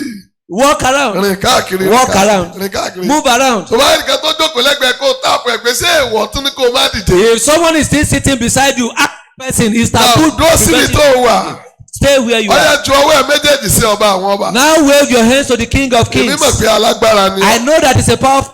Ẹ ju ọwọ́ yẹn sí. Wave your hands to him. Sọ pé bàbá mo mọ̀ pé alágbára ni Say, ọ́. Father, I know that you are powerful. Ju. Wave it to him. Ju dáadáa. Wave your hands to him. But continue. Continue waving. Continue waving your hands. Continue waving your hands. Máa ju. Wave your hands. Nítorí ohun tí ó ṣe lára. Because of what is said to do in your life. Adé ìkórìtà yẹn báyìí. We are now at the juncture Tí bàbá mi fẹ́ fi agbára ẹ̀ hàn. that my Father will showcase his power. Adé ìkórìtà yẹn We are báyìí. now at the juncture Tí pẹpẹ èèwọ̀ ilé yín fẹ́ fọ́. that every altar of the taboo of your household will be Èèwọ̀ broken. yẹn lọ dá ọ̀pọ̀lọpọ̀ dúró. It is that taboo that stagnated Wọ́n ní many kò of you. sọ́mọ ìlú ìtòrìnàjò tó ń gbilẹ̀. They will say there is no one from this hometown that Wọ́n went ní to kò abroad sọ́mọ and ìlú make it. ìtòrìnàjò tó ń mọ̀gò wálé. There is no child of this hometown that travel abroad and Wọ́n ní bring kò back sọ́mọ glory. obìnrin ilé ìtí ń dalẹ̀ ní ọkọ. There is no daughter of this family that Bó ṣe mọ̀ wàhù tó sì tọ́jú ọkọ. no matter how perfect and caring they are, Ìgbéyàwó yẹn padà dàrú. that marriage got scattered. Nítorí èèwọ̀ ilé wọn Because of the taboo of their house, kì í jẹ́ kí wọ́n dúró. they will never allow them to enjoy Èèwọ̀ their jẹ́ marriage. kíyàwó dúró lọ́dọ̀ ẹlòmíì. Taboo will not allow some men to enjoy their wives. Ẹnìkan bá mi sọ lọ́wọ́ mọ 53 years. Somebody spoke with me, he said he's 53 Mo ní years láàrin old. 53 years àwọn onímọ̀ ti fẹ́ yàwó mẹ́fà. He said 53 years old, she has married 6 wives. 6 ìyàwó mẹ́fà. 6 Ọmọ wives. 53 years. A 53 years Ìyàwó old, mẹ́fà. 6 different Ó ní wives. kan ṣoṣo tó bímọ. And the only one that gave birth Ó ló tún dìnnà ipò nǹkan ló ń lọ́mọ. denied that he's not the one that gave birth to the child. Mẹ́fà. 6 different wives. Ìyàwó mẹ́fà. 6 Ó ní wives. kan ṣoṣo ní òkè mo bímọ ìfún ẹ. The only wife that gave birth Ó to ní child ọjọ́ for tí him. Dàdé ló ní olórí gbogbo ìwọ kó lọ́mọ. The day they had quarrel, the woman faced and said, "You are not the father of this child." Kò sọ ọmọ ní èyàn fẹ́ yàwó mẹ́fà kò dẹ̀ sí lọ́mọ. So, Mi ara ẹ̀ báyìí. shake your body now. Ẹ jẹ́ amú láti bí. Let's take it from here. Mi ara ẹ̀ mi ara ẹ̀ mi ara ẹ̀. Mi ara ẹ̀ mi ara ẹ̀. Shake your body. Mi ara ẹ̀. Shake your Self-deliverance ni o. body. Ìtúsílẹ̀ ara ẹni ni èyí o. Nǹkan kan bá bẹ̀rẹ̀ sí í ṣẹlẹ̀ o. Some things will begin to happen. Ẹ̀yin pastors ẹ máa bọ̀ lórí ọ̀tá. Pastors, come to the altar. Ẹ dúró káàkiri báyìí. Please start Ẹ lè tètè yourself move. so that you move on Nígbà tí time. bàbá mi bá ń lagbó When my kọjá. father is passing through the Ẹlòmíì congregation, á máa fò bí bọ́ọ̀lù. some people will be bouncing like balls. Ẹgbẹ́ wa vigilante ẹ̀yin ọ̀ṣà. Please, ushers, be Ìgbà vigilant. tí ẹ̀mí yẹn bá fẹ́ jáde. When that spirit is about to come Bí out, èèwọ̀ yẹn bá ṣe le tó. and no matter how tough the Ní nǹkan yà ṣe máa ṣe ẹni yẹn. so that thing will be Wọ́n lè máa what fi ẹ́ lògbòlògbò. it may be pushing you front and Bí back. ẹni yẹn bá fẹ́ jáde ẹni yẹn lè When máa that sá lọ. spirit is coming out, that person may be Anything running. can happen. Ohunkóhun ló lè ṣẹlẹ̀. Òun bọ́ náà ni. You are receiving your Dúró lórí deliverance. ẹsẹ̀ báyìí. Stand firm on your feet. Dúró dáadáa. Stand firm on your Gbogbo feet. yín ẹ díjú. Everybody close your eyes. Bàbá mi ti bẹ̀rẹ̀ ṣẹ́. My father has started walking. Bàbá, Father, ọmọ, Son, ẹ̀mí mímọ́. Holy Spirit. Ilẹ̀ tó mọ́ lónìí. The day that is rising Ló fi today, pé ọjọ́ kọkànlá. May the 11th day Tẹ́mi ti takú síwájú rẹ̀ ń bí. that I've been here before you, Mo dẹ̀ gbóhùn náà. and I heard the voice. Olóòláyé àwọn èèyàn You kọjá. said you are going to pass through people's life, Àkókò náà tó báyìí. and this is the right time. Mo pàṣẹ. I decree Ẹ̀mí èèwọ̀ ilé the yín. spirit of taboo of your household Tó bá ayé rẹ̀ rìnrìn àjò débi. that journey with your life to this Tó camp, ọmọ pọ̀ lórísun ogun and you rẹ̀. never never knew that it is the source of your fasting. lẹ́sẹ̀kẹsẹ̀ Instantly. iná ti jáde. Fire push it out. Amen. Dúró dáadáa. Stand firm on your feet. Ẹ̀yin ọ̀dọ́ ẹ máa ṣe bí eléyìí. Youths begin to jog. Mo rí ọ̀pọ̀lọpọ̀ obìnrin nínú yín. I can see many women among you. Ẹ máa gbọ́ ariwo nísìn. You are going to hear the screaming now. Wọ́n á máa ké kíké tó ju ti ènìyàn They lọ. will be screaming, shouting like that of human beings. Èèwọ̀ ilé ẹlòmíì. The taboo of some people's Ó household ń bẹ nínú ìrókò. is right there in Iroko tree. Ọkọ ọ̀run tó ń lálàárí. The spiritual spouse that you are dreaming Èèwọ̀ about ilé yín ló gba dáórì rẹ lọ́wọ́ is ọkọ the ọ̀run. taboo of your household that took dowry from Ikú spiritual àìtọ́jọ́ ń spouse. bẹ nílé ẹlòmíì. There is untimely death Torí in people's èèwọ̀ ni household fún wọn láti pẹ́ láyé. because it's a taboo for them to Lẹ́rìí live àmàṣà ilé long. àkàtà. In the name of Jesus. Ẹ̀kẹ́. Ohun Shout. tí mo wí ni ká wí. Say after Sọ me. pé iná. Fire. Sọ bẹ́ẹ̀ lẹ́ẹ̀mẹ́ta léraléra. Say it 3 times. Fire. Fire. Sọ bẹ́ẹ̀ lẹ́ẹ̀mẹ́ta pẹ̀lú ọgọ́dẹ. Say it 3 times. Fire. Yes. Fire. Sọ bẹ́ẹ̀ lẹ́ẹ̀mẹ́ta. Say it the 3rd time. Fire. Fire. Díjú ẹ. Close your eyes. Tẹ́nì kan bá rìn kí báyìí. If somebody is moving around now, Ó léwu. it's very dangerous. Ó léwu. It is very dangerous. Ó léwu. It is very dangerous. Ọmọ Sílífàdì wípé The children of Silver fún wa said, nílẹ̀ ìní. give us our own land. Ọjọ́ iná bọ́ lábẹ́ èèwọ̀. It was that day they were delivered from Wọ́n ṣe rere that tí taboo. ọmọbìnrin ilé wọn ò ṣe. And they did what the daughter. Mo wí lẹ́ẹ̀kejì. I said it the second time. Iná ṣẹ́yọ láti sàlẹ̀. Fire is erupting from the floor. Gbogbo ẹ̀mí èèwọ̀ ilé yín. Every spirit of taboo of your Tó household sí ọdún orí ilẹ̀ yìí. they are journeying with you to this prayer Kó o camp. tó sí àmì mẹ́ta fáyọ̀ Before you mẹ́ta. finish 3 amen 3 Iná fire. jáde lára. Fire catch it in the name of Jesus. Amen. Fire. Fire. Fire. Yes. Go there. Ẹ lọ sí That's number one. ìkíní nìyẹn o. Ushers please. Ẹ̀yin aṣọ́nà ẹ jọ̀wọ́. Pastors please. Ẹ̀yin ìránṣẹ́ Ọlọ́run ẹ jọ̀wọ́. Help him or her. Ẹ ràn án lọ́wọ́. Iná. Fire fire fire. Dúró dáadáa. Stand firm on your feet. Ẹ̀mí èèwọ̀ ilé àmọ́ ẹ̀jẹ̀kẹ́ yóò bímọ kù. The spirit of taboo of false household will make one to experience Ọmọ ilé death. kan. I knew it. Ẹ̀yọ́ ẹnìkan ṣoṣo làkọ́bí ẹ̀ òkú. It was only one person that the firstborn did not Gbogbo die. àwọn tó kù tó bá ti márì àkọ́bí tó bá kọ́bí máa kú. Every one of them when they get married their firstborn must die. Mo mọ ìlú kan tí aláboyún méje ò lè mọ́ kú nílùú wọn lọ́dún. I know a town that 7 pregnant women must Nítorí die in àwọn that year. bàbá wọn fi aláboyún kan ṣètùtù kógun mọ́ wọ̀lú. Because their forefathers sacrificed with a pregnant woman. Wí because of tẹ̀lé battle. Holy Ghost. Fire!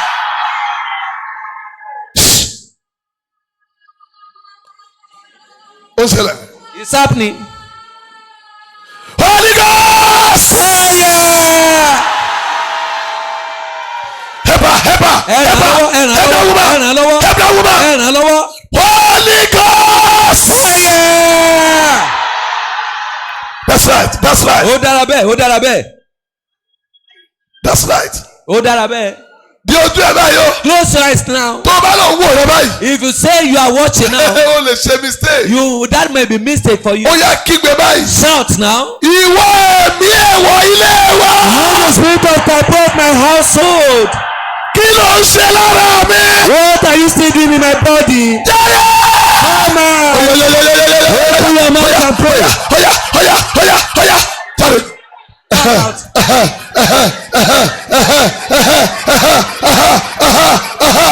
Yes. Bẹ́ẹ̀ni, Yes. bẹ́ẹ̀ni, Yes. bẹ́ẹ̀ni, Yes. bẹ́ẹ̀ni, Yes. bẹ́ẹ̀ni, Yes. bẹ́ẹ̀ni, Yes. bẹ́ẹ̀ni.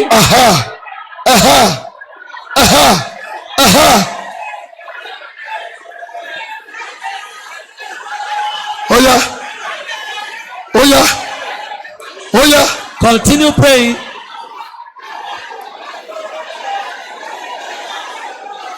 Oya o. Continue praying. Jésù Olúwa wa. In Jesus' name we are praying. Ọjọ́ ìdíjú ẹ. You better close your eyes. Yes. Bẹ́ẹ̀ni, Ó kọjá lọ. it's passing by. Ọ̀dọ́mọkùnrin kan wà níbí. There is a male youth here. Olúwa ní agbára ìwọlé yín ló dá ẹ padà níbi gíga. God said it's the power of the tablet of your household that set you Gbogbo back ìgbà from ló máa ń lálàá that. pé ó jábọ́ lójú oorun. Every now and then you dream that you are falling from a lofty Òwò height. ilé yín ló lóòní kọjá It àbí is tó the wà. tablet of your household that say you don't go beyond your present level. Olúwa ní kẹ́ ẹ tún àdúrà yẹn gbà. God said we should pray again. Ewí tẹ̀lé mi. Say after me. Ẹ̀mí ẹ̀wọ̀ ilé wa. The spirit of tablet of my household. Kí ló ń ṣe lára mi? What are you doing in my life? Come out. Fire. Yes. Bẹ́ẹ̀ni, Yes. bẹ́ẹ̀ni, Yes. bẹ́ẹ̀ni, Yes. bẹ́ẹ̀ni, Yes. bẹ́ẹ̀ni, Yes. bẹ́ẹ̀ni, Yes. bẹ́ẹ̀ni, Yes. bẹ́ẹ̀ni, Yes. bẹ́ẹ̀ni. Holy Ghost. Ah! Ọmọbìnrin kan wà kó àyà mi. There is a sister among the chorus. Èèwọ̀ ilé ìwọ́de. It is the time to divide the Ìjẹ́bọ̀ ní aláàánú. You never allow her to see benefactors. Yes. Bẹ́ẹ̀ni, bẹ́ẹ̀ni. Tó o bá mísì àdúrà yóò mọ tó o ṣe. If you miss this purpose, you don't know what you are doing. The spirit of taboo in my father's house. Ẹ̀mí èèwọ̀ nílé bàbá mi. Kí ló dé tó ń fa àkókò mi ṣòfò? Why are you wasting my time? Help this brother. Help this brother. Ẹ̀rọ ọ̀dọ́mọkùnrin lọ́wọ́. Come out. Yes. In Jesus' mighty name we are praying. Amen. All eyes closed. Ẹ ti jú gbogbo ènìyàn. Gbogbo àwọn tó bá ti fọ́ọ̀lù dáná etí ẹ̀ máa kó wá síwájú. Everyone falling on that.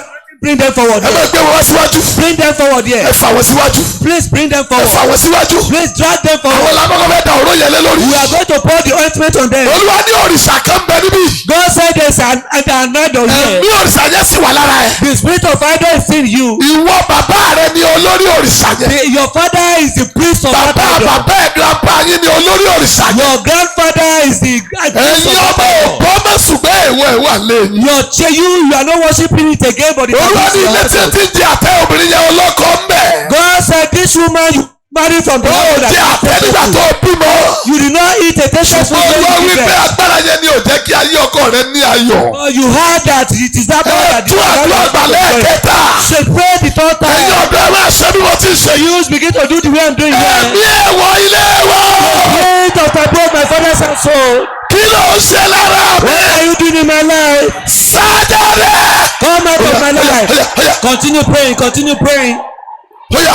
Continue to pray. Óyá. Continue to pray. Óyá. Continue to pray. Óyá. Continue to pray. Óyá. Continue to pray. Óyá. Continue to pray. Nígbà pọ̀ kára wọ sáyé In gàbọ̀. the name of Jesus. Ẹlẹ́rìí ọmọ yìí kẹ̀dẹ̀ In wò. the mighty name of Jesus. Rakatali ọmọ sùtàyà. In the mighty name of Jesus. House by fire.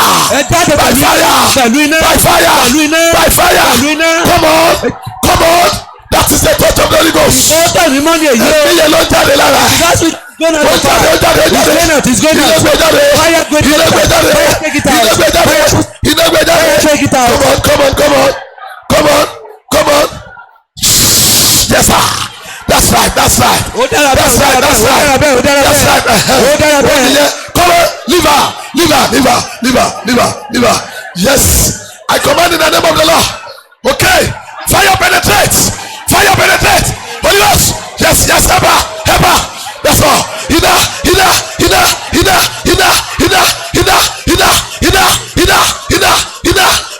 Gbẹ̀jáde. Come on, ina gbẹ. Fire push it out. Iná. Fire push it out. Yes. Bàbá mi ló máa ṣiṣẹ́. My father promised to work Ó ń la yí ẹja. and it's passing through your life. Gbẹ̀jáde. Put it out. Gbé síta. Bring them Ẹgbẹ́ out. látẹ̀yìn lọ. Bring them out here. Jésù. Olúwa wa. In Jesus' name we are praying. Bí ìléwu díẹ̀. This place is a bit Tó bá dangerous. jáde lọ wá wò wá wòrán. If you have come to spectate, you are Wàá going lọ to ẹsẹ̀ be mi. tired. But Ó tó jáde lára àwọn èèyàn yìí. what is going out of these people's body? Ẹnìkan nígbà tí mo dojú kọ. Somebody when I face her, Olúwa ní àlùjẹ̀nú ìpọ́njú. God said the demon of affliction. Èèwọ̀ ilé wọn ní fi ìpọ́njú bá wọn It lò. is the taboo of a household. Olúwa ní olórí tó jáde lára. God said it's the one that you see going out. Ẹ di ojú yín o. Also ask everybody Ẹ pariwo and lẹ́ẹ̀kẹrin. shout once. Ẹ̀mí ẹ̀wọ̀ ilé wa. The spirit of taboo of my household. Ẹ̀mí ẹ̀wọ̀ ilé bàbá mi The o. spirit of taboo of my father's household. Ẹ̀mí ẹ̀wọ̀ ilé ìyá mi o. The spirit of taboo of my mother's household. Ẹ̀mí ẹ̀wọ̀ ìlú wa The o. spirit of taboo of my hometown. Ẹ̀mí ẹ̀wọ̀ ìran mi o. Of my generation. Bá orúkọ jẹ́.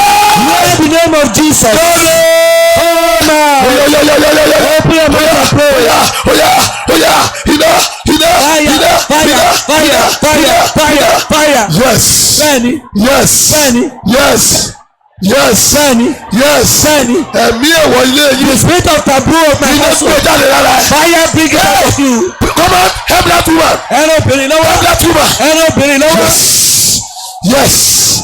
Yes. Bẹ́ẹ̀ni. Yes. Bẹ́ẹ̀ni. Yes. Bẹ́ẹ̀ni. Yes. Bẹ́ẹ̀ni. Ẹ̀mí èèwọ̀ ilé yìí. The spirit of taboo of your household Tó dá ìṣerere rẹ dúró. has stopped your prosperity. Ẹ̀mí èèwọ̀ ilé The yìí. spirit of taboo of your Tó household fi ogun tó já bàbá rẹ jà ọ́. is suffering you with the battle of Ẹ̀mí your èèwọ̀ father. ilé yìí. The spirit of taboo of your Tó sì household ọ́ lọ sí ìrìn àjò. that they see you Tó sọ àti ìṣerere de ìwọ̀ fún ọ. turn every good thing to Báyìí náà for you. jẹ́lẹ̀. Come on, Yes, yes, yes, yes. Bẹ́ẹ̀ni bẹ́ẹ̀ni bẹ́ẹ̀ni. Yes, Ọmọkùnrin yẹn wà lóye. That brother Help that brother. ẹran ọ̀dọ́mọkùnrin yẹn lọ́wọ́. Yes. Bẹ́ẹ̀ni Yes. bẹ́ẹ̀ni Yes. bẹ́ẹ̀ni Yes. bẹ́ẹ̀ni Yes. bẹ́ẹ̀ni Yes. bẹ́ẹ̀ni Yes. bẹ́ẹ̀ni Yes. Yes. bẹ́ẹ̀ni. Máa pàṣẹ fún. Continue to decree. Pàṣẹ fún ẹ̀mí èèwọ̀ ilé Continue yìí. to command us with taboo. Pàṣẹ fún. Command it. Pàṣẹ fún. Command it now. Pàṣẹ fún. Command it. Ẹ̀mí èèwọ̀ ilé wa. The spirit of taboo of my Ó lè household. bá yé mi jẹ́. You cannot win my life. Come out. Iná. Fire. Iná. Fire. Iná. Fire. Iná. Fire. Gbé jáde. Come in. Iná gbé jáde. Take it out. Iná gbé jáde. Àní mo fẹ́ bọ́ I lónìí. say I want to be delivered Mo today. fẹ́ bọ́ lónìí. I want to be delivered today. Agbára tó sọ àti sẹ́dẹ̀rẹ́ de èèwọ̀. The power that make every good thing to be Ó sọ àti forbidden. rọ́kọ̀ fẹ́ di èèwọ̀. Every power that make good things to be Ó sọ àti forbidden. rọ́kọ̀ bí di èèwọ̀. Power that make consumption and delivery Ẹ̀mí forbidden. èèwọ̀ ilé wa. That broke my Ó household. lè bá yé mi jẹ́. You cannot win my life. Jáde. Come out. Amen. Àmín. Olúwa sọ pé kí n pè ọ́ jáde o. God said I should not call you out here. Ó ò dẹ gbọ́dọ̀ jáde. And you must not come out. Ṣùgbọ́n ìwọ ni mò ń bá wí. But I'm talking directly to you. Obìnrin kan bẹ́ẹ̀ bí tí ẹ̀gbọ́n rẹ ní ìbálòpọ̀ pẹ̀lú ẹ̀. There is a woman here, your elder brother had this Nígbà tẹ́ ẹ wà ní kékeré. when you were very young. Nígbà tẹ́ ẹ gbàgbọ́. When you did not believe. Ẹ̀gbọ́n rẹ ní ìbálòpọ̀ pẹ̀lú ẹ̀. Your elder brother had it Olúwa sọ pé o ti jẹ èèwọ̀. God said you have eaten a Èyí ni taboo. ogun kan fi takú sínú ayé ẹ̀ tí ò lọ mọ́. That is why a battle is tarrying in your Bàbá mi life. ló fẹ́ ti èèwọ̀ yẹn jáde. God said my father want to push the Olúwa ò battle sọ out. pé kó o jáde. God has not insulted you to Ọwọ́ come out. àtúnṣílẹ̀ máa locate yẹn. But the hand Anywhere tó o bá wà. ibikíbi tí o bá wà. Ọkùnrin kan bẹ́ẹ̀ bù. There is a man Olúwa here. lọ báyàwó bàbá rẹ̀ sùn. God said you had intercourse with the wife of your father. Ìyàwó bàbá The rẹ̀. wife of your Ó father. ní àjọṣepọ̀ pẹ̀lú You ẹ̀. had sexual intercourse with Ẹ̀mí her. èèwọ̀ yìí dẹ̀ fi ẹ́ sí abẹ́ ìdè. Spirit of this taboo Kò put sí you on orílẹ̀ tó bondage. dáwọ́lé tó nítumọ̀. There is no good thing you lay your hands upon Bẹ́ẹ̀ni ara and ẹbí succeed. tó wà. Body wherever you Bí are. ara ẹbí ara ẹ̀. Shake your body, shake your Ẹ̀mí body. èèwọ̀. The spirit of taboo. Tí èṣù ti tì mí ṣe. The devil has pushed me into. Báyìí náà jáde lára mi. Moment of my life by fire. Ẹ wo àwọn tó fẹ́ bọ́. Can you see people that want to Ẹ be wo àwọn tó delivered? fẹ́ bọ́. Can you see people that want to be Ẹ̀yin delivered? ó ṣe gbé ẹni tó máa gbé wọn jáde látẹ̀yìn. All shall spirits anyone following under anointing Àwọn people out. méjèèjì yẹn wà níbí. The two people are here. Olúwa ní tí ń dààmú wọn nìyẹn. God said that is what is troubling their life. Nígbà kékeré. But when they were very young, Ẹ̀gbọ́n rẹ̀ ní ìbálòpọ̀ the pẹ̀lú ẹ̀. elder brother had sexual intercourse with her. Nígbà tí gbà ìmọ̀. When they were Ọmọkùnrin yẹn ní ìbálòpọ̀ pẹ̀lú ìyàwó bàbá ẹ̀. that man had intercourse Olúwa with ní the èèwọ̀ wife of rẹ̀. God. God said this is a Kú taboo. orí ẹ̀ ní bàbá ẹ̀. You have gone to the bed of your Ìdí father. nìyẹn tí gbogbo ìdáwọ́lé òfin nítumọ̀. That is why all your effort is pouring Ẹ̀mí ara upon yín you. níbi tẹ́ ẹ wà. Shake your body wherever you are. Ẹ̀mí èèwọ̀. The spirit of battle. Kí ló tún ṣe lára mi? What are you seeking in my life? Bí àdúrà kan ṣó yẹ mò ń pè. Yeah, it is only that prayer. Ẹ̀mẹ́ṣẹ́ lọ́lúwa ní kẹgbà. God said you should pray for Ẹ̀mí me. èèwọ̀. The spirit of Kí taboo. ló ń ṣe lára mi? What are you seeking in my life? Iná jáde. Come out by fire. Fire fire. Open your mouth and pray. Yes yes yes yes. Bẹ́ẹ̀ni bẹ́ẹ̀ni. Àwọn tó ní section yẹn nìyẹn o. Those are the people that have this sexual. Iná iná Fire. iná Fire. iná Fire. iná Fire. iná Fire. iná Fire. iná Fire. iná Fire. iná iná Fire. iná Fire. iná Fire. iná. Fire.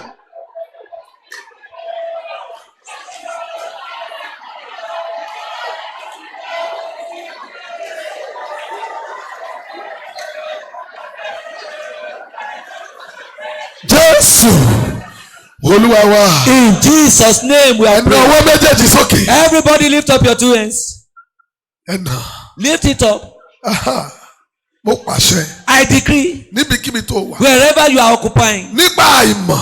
unknowingly, Oníbàálòpọ̀ pẹ̀lú ìyàwó bàbá ẹ̀. you had intercourse with the wife of your father. Nípa àìmọ̀. Unconsciously, Ẹ̀gbọ́n rẹ̀ níbàálòpọ̀ pẹ̀lú ẹ̀. elder brother had sexual intercourse. Èèwọ̀ ẹ̀jẹ̀ tí ò yẹ kó pàdé. The taboo of blood that must not meet. ó wá gbé ogun sínú ayé ẹ̀. now planted battle in your mo life. pàṣẹ lónìí. I decree today, gbogbo ayé tó wà nínú ìdè èèwọ̀. every life in the bondage ẹ of ṣe taboo, àmì bí àrá. so many like the striking of ẹ thunder. gba ìtúsílẹ̀. Receive your deliverance in the name of Jesus. Holy Ghost. Fire! Go there. ẹ lọ síbẹ̀. na ọwọ́ yẹn sókè. Lift up your two hands. bí òní bá bọ́ lọ́wọ́ ẹ̀. If you miss today, mi ò mọ ọjọ́ tó tún fẹ́ lọ. I don't know when you are going to be liberated. làásìlẹ̀ àmàkàwù ní In the bàbá. name of Jesus. ìdè èèwọ̀ lára rẹ̀. The bondage of taboo in your life tó sun ọmọ ojú kan láti jọ yìí. that tie you to a spot since all ó these dẹ̀ years. mọ̀ pé èèwọ̀ ilé yín You ni. never knew that it was the taboo of your generation. àbí ìdè I èèwọ̀. said the bondage of tó taboo fẹ́ mọ̀ fún ayé tí fún ọ ní ayé tí kì í ṣe tiẹ̀ that gbé. want to give you the life that doesn't ṣé belong to àmì you. bí àrá. Say me like the striking of orí kò thunder. já lẹ́sẹ̀ I kẹsẹ̀. say the bondage is loose instantly. Holy Ghost. Fire! Holy Ghost. Fire! Holy Ghost. Fire!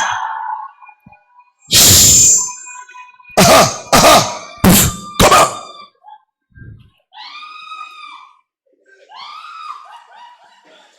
bí ọwọ́ yẹn lérí. Place your two hands on your head. Bẹ́ẹ̀ni. máa gbé ẹsẹ̀ báyìí. Begin to lift your legs. máa gbé ẹsẹ̀. Lift your two legs. number 7. Ẹlẹ́ẹ̀keje. number 7. Ẹlẹ́ẹ̀keje. ẹ̀mí èèwọ̀ ìran. The spirit of generational taboo. ẹ̀mí èèwọ̀ ìran. Spirit of generational taboo. bó ti sọ pé ìwọlé yín ò gbọdọ̀ jẹ nǹkan kan. They said the abomination of your household you must not eat a particular food. òun tí ẹ fetí gbọ́ nìyẹn. And that is only what you have. ojú kejì ń bẹ lọ́wọ́ wọn nínú òkùnkùn. There is the other side with them in demonic realm tí wọ́n fi dá ọ dúró. that they use to stagnate your life. èèwọ̀ tó ní má jẹ irú oúnjẹ báyìí. The taboo that say you must not eat this particular food. èèwọ̀ náà ló tún ní má gun orú òkè ògo It báyìí. is the taboo that say you must not go to this fi place. ọwọ́ ẹ méjèèjì lérí. Place your two hands on your head.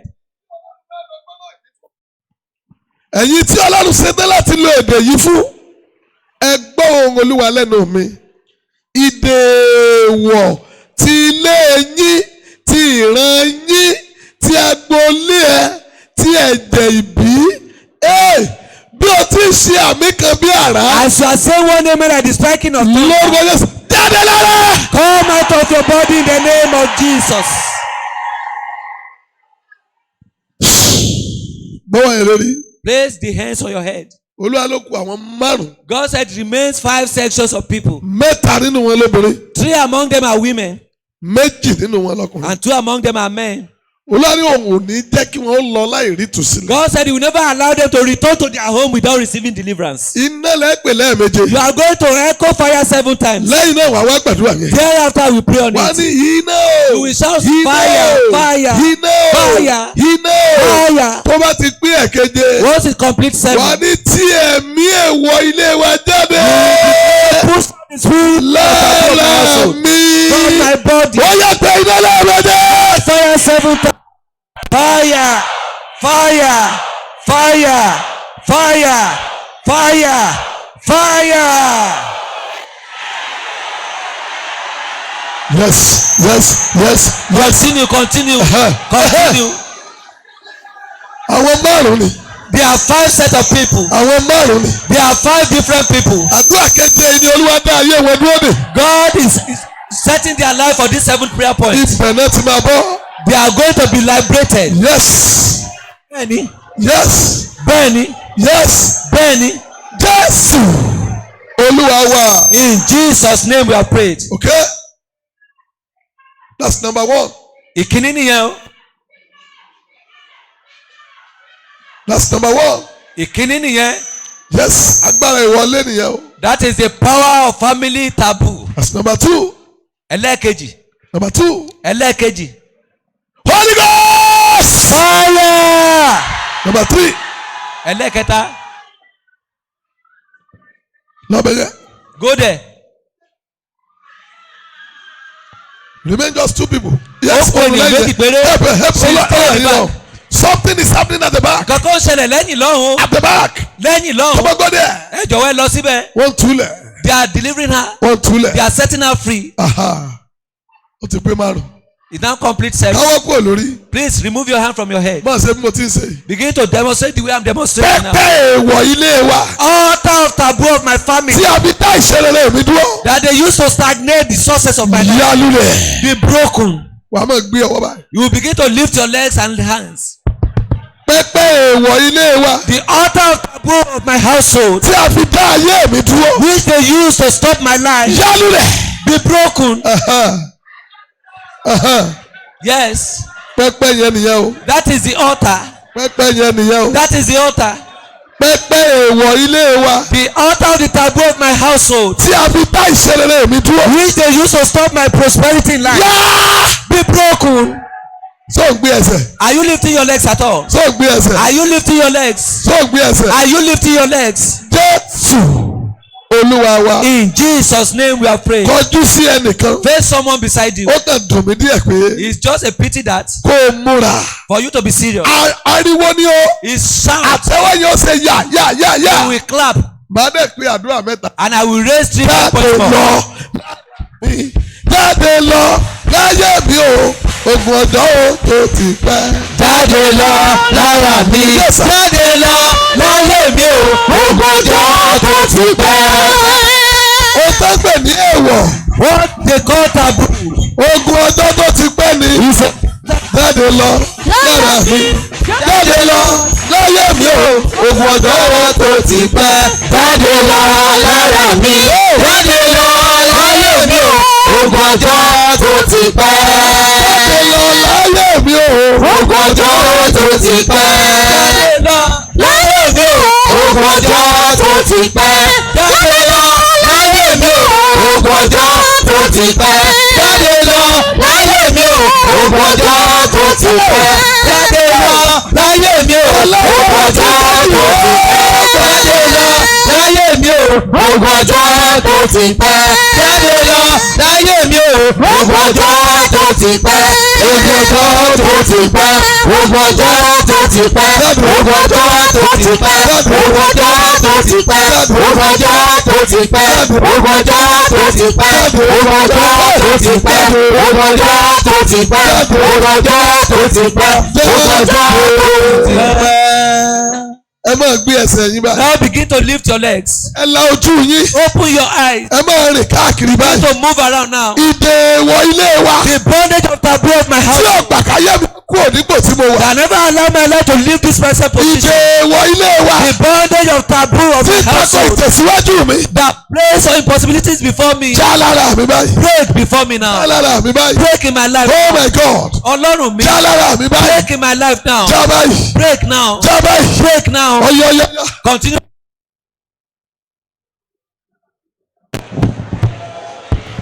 máa rìn káàkiri. Continue move around. ìdèwọ̀ ilé wa. the bondage of taboo of my house fọláyé mi ò ní ju ibi tí mo wà. that say my life will not go beyond this level. ìdèwọ̀ ilé wa. The bondage of taboo of my house sọ́sọ́ àti gòkè bí èèwọ̀. that turn even ìdèwọ̀ ilé wa. every taboo of my house sọ́sọ́ àti ọmọ bíbí èèwọ̀. that turn conception delivery to be forbidden. ìdèwọ̀ ilé wa. The taboo of my household sọ́sọ́ àti gòkè bí èèwọ̀. that make promotion for me. ìdèwọ̀ ilé wa. The taboo of my household sọ́sọ́ àti lálàánú bí èèwọ̀. that make coming across benefactors to be forbidden. Break by wọ́n fire. jẹ́ kó o múri wọ́n jẹ́ kó o rìn. Lift round. wọ́n jẹ́ kó o rìn. They don't allow you to walk around. ìdèwọ̀ tí mi ti yá mi tẹ̀lé. The bond of taboo that my mom nígbà tó rọbí mi. when she was traveling from my bed tó dè mí látọjọ́ ìbí. that buy me right from my day of birth. Now, oh iye yín oh my God. Ọlọ́run mi. ṣé iye àwọn ọ̀dọ́ òsì ni. so you are not having the other Jésù side here. Olúwa wa. In Jesus' name we are bó praying. síbi tó wà. Stay where you are. ẹ̀yin màmá tiẹ̀ try. Mothers, you are trying. bọ̀ àánú àwọn ọ̀dọ́ ṣe mí. I pity you, the youths. ọmọ tí wọ́n sọdún oyún fún. Child that they celebrated the festival of sọmọ pregnancy. yẹn lè mọ̀. Can that child know? sọmọ yẹn ló lòun fẹ́ sọdún oyún. Is it that child that said she wanted to celebrate the ọmọ festival? tán bí tí ìyá rẹ̀ jẹ àtẹ́. A child that was giving birth to and the mother ate a tasteless food. ṣé ọmọ yẹn ló fẹ́ jẹ́. It was it the child that wanted to eat it. kò wá ní sí àdùn nínú ayé ọmọ mọ́. There will be no sweetness in the life of the child nítorí ìyá tẹ̀lé èèwọ̀ àtẹ́. because the mother followed the taboo. bí ó sì tún jẹ àtẹ́ yẹn. And if she did not eat that ogun tí ẹ sọ tasteless fọmọ food, tí wọn ò bá jàtẹ́ fún òní yè àtúmọ̀ lé ọmọ. and the battle ẹ̀mí ara that ẹ̀ is báyìí. destroying that ẹ̀yin ọ̀dọ́ ni kẹ́ ẹ máa rìn kí báyìí. Use begin to around now. ìdè èèwọ̀ tí bàbá àti ìyá mi tẹ̀lé nígbà tí The wọ́n bí mi. bondage of taboo that my mother and father followed was ó yours. yá já lára mi. Break in my life. wọ́n ní ọmọ Jésù Olúwa wa. In Jesus' name we are praying. ẹ dúró síbi tẹ́ ẹ wà. Stay where you are. ẹni tó bá ti rẹ̀ lè gbé mọ́tò ẹ̀kọ́ máa ń lọ. Anyone that is tired can go. màá Take jẹ́ his iṣẹ́ tí Olúwa rán mi. I will deliver the message that God has sent èmi me. tí mo wà nínú ìṣẹ́rẹ́ ẹni àti òru àtọ̀sán. I that have been in self-denial láti day and ọjọ́ night. mọ́kànlá sẹ́yìn. 11 days èmi ago. ló yẹ kó kọ́kọ́ rẹ̀. I should be the first one that should get ṣùgbọ́n tired. ẹ̀mí ẹni tó jí Kristi dìde. But the spirit of it that raised Jesus from the ó dead kọjá tí àgọ́ ara lè gbé. is beyond what this body can ní contain. ìlú wa In my hometown, Federal Republic of ìlú wa Federal Republic of my town, wọ́n máa ń tẹ̀lé èèwọ̀ kan. they used to follow a particular, àwọn ọmọ onílù even the children that ìdílé tó lùlù nílùú yẹn. the family that used to beat, tí wọ́n bá bí ọmọ they give birth to a child. wọn kì í fi omi inú ilé wọn wẹ ọmọ wọn. They will not bathe the child with the water of their house. èèwọ̀ ni. It's a taboo. tẹ́ ẹ bá ti gbọ́ pé ẹ̀bùn mi lómi o. Once they hear, please dash me ará water. àdúgbò yìí ẹ fún mi lómi o. In this neighborhood, please dash me gbogbo èèyàn mọ̀ water. bu omi jáde láti inú People ilé. will be fetching water wọ́n from mọ̀ the dà house. sínú bọ́kẹ̀tì And they ọwọ́ will be pouring ẹ̀. it in the bucket ó of kú the oríire. house. ó Congratulations. bímọ nìyẹn o. They have given birth to omi a tó bá child. gbàjọ ní gbogbo ilé ará àdúgbò And the water they gather in all ni the wọ́n fi neighborhood, lọ wẹ ọmọ it is yẹn. the water they will use to bathe that child. ẹ rìn síwájú kẹ́ ẹ rìn sẹ́yìn. Move front and back. èèwọ̀ tí ìyá mi tẹ̀lé nígbà tó rọ bí mi. The taboo that my mother followed when she gave birth to èèwọ̀ me. tí bàbá mi tẹ̀lé nígbà tí ó lóyún mi. The taboo that my father followed when I was in pregnancy. tó fẹ́ fogun wọn jà mí. That want me to experience the battle of ó yẹ fàyè mi lẹ̀. live my life right away. ó mọ̀mọ́ bóyá ìyá rẹ sọdún oyún. You don't know if your mother has celebrated the ó festival mọ̀mọ́ of bóyá wọ́n pregnancy. gbóyún rẹ dédi igi ìrókò. You don't know if they take your pregnancy to Iroko ó tree. mọ̀ bóyá ìwé àkókò ní ẹ fi wẹ̀ ọ́ lọ́jọ́ You òun don't know lọ́jọ́ if ìbí. they use the leaf of akoko tree to. ó mọ̀ bí ẹ̀kan lọ́dún tí ẹ bù lé ọ lórí. You don't know water once in a year that they pour. ó kàn ní pé ó dàgbà tán náà lọ dàgbà nú ogun. You just discover that you are grown old and you. fàyè mi lẹ̀. Live my life. fàyè mi lẹ̀. Live my life. ẹ̀rìn. Move around. ẹgbẹ́ ẹsẹ̀ Lift ẹgbẹ́ your ẹsẹ̀. leg. Lift your àní leg. ọ̀fàyè mi I lẹ̀. say live my life. ìdè wọ̀ Bondage of taboo. tí bàbá mi tẹ̀lé nígbà That tó my bí mi. father followed. ìdè wọ̀ The bondage of tí taboo. ìyá mi tẹ̀lé nínú oyún. Which my mother followed when she was. ìdè wọ̀ The bondage of tí taboo. wọ́n ṣe lọ́jọ́ ìsọmọlórúkọ. Which they did on the day of. àní ọ̀fàyè mi lẹ̀. Live my life. fàyè mi lẹ̀. Live my life. Jésù Olúwa wa. In Jesus' name we are prayed. wọ́n á ní ọmọ tuntun wá bá ọyọ̀ tó wáyé o.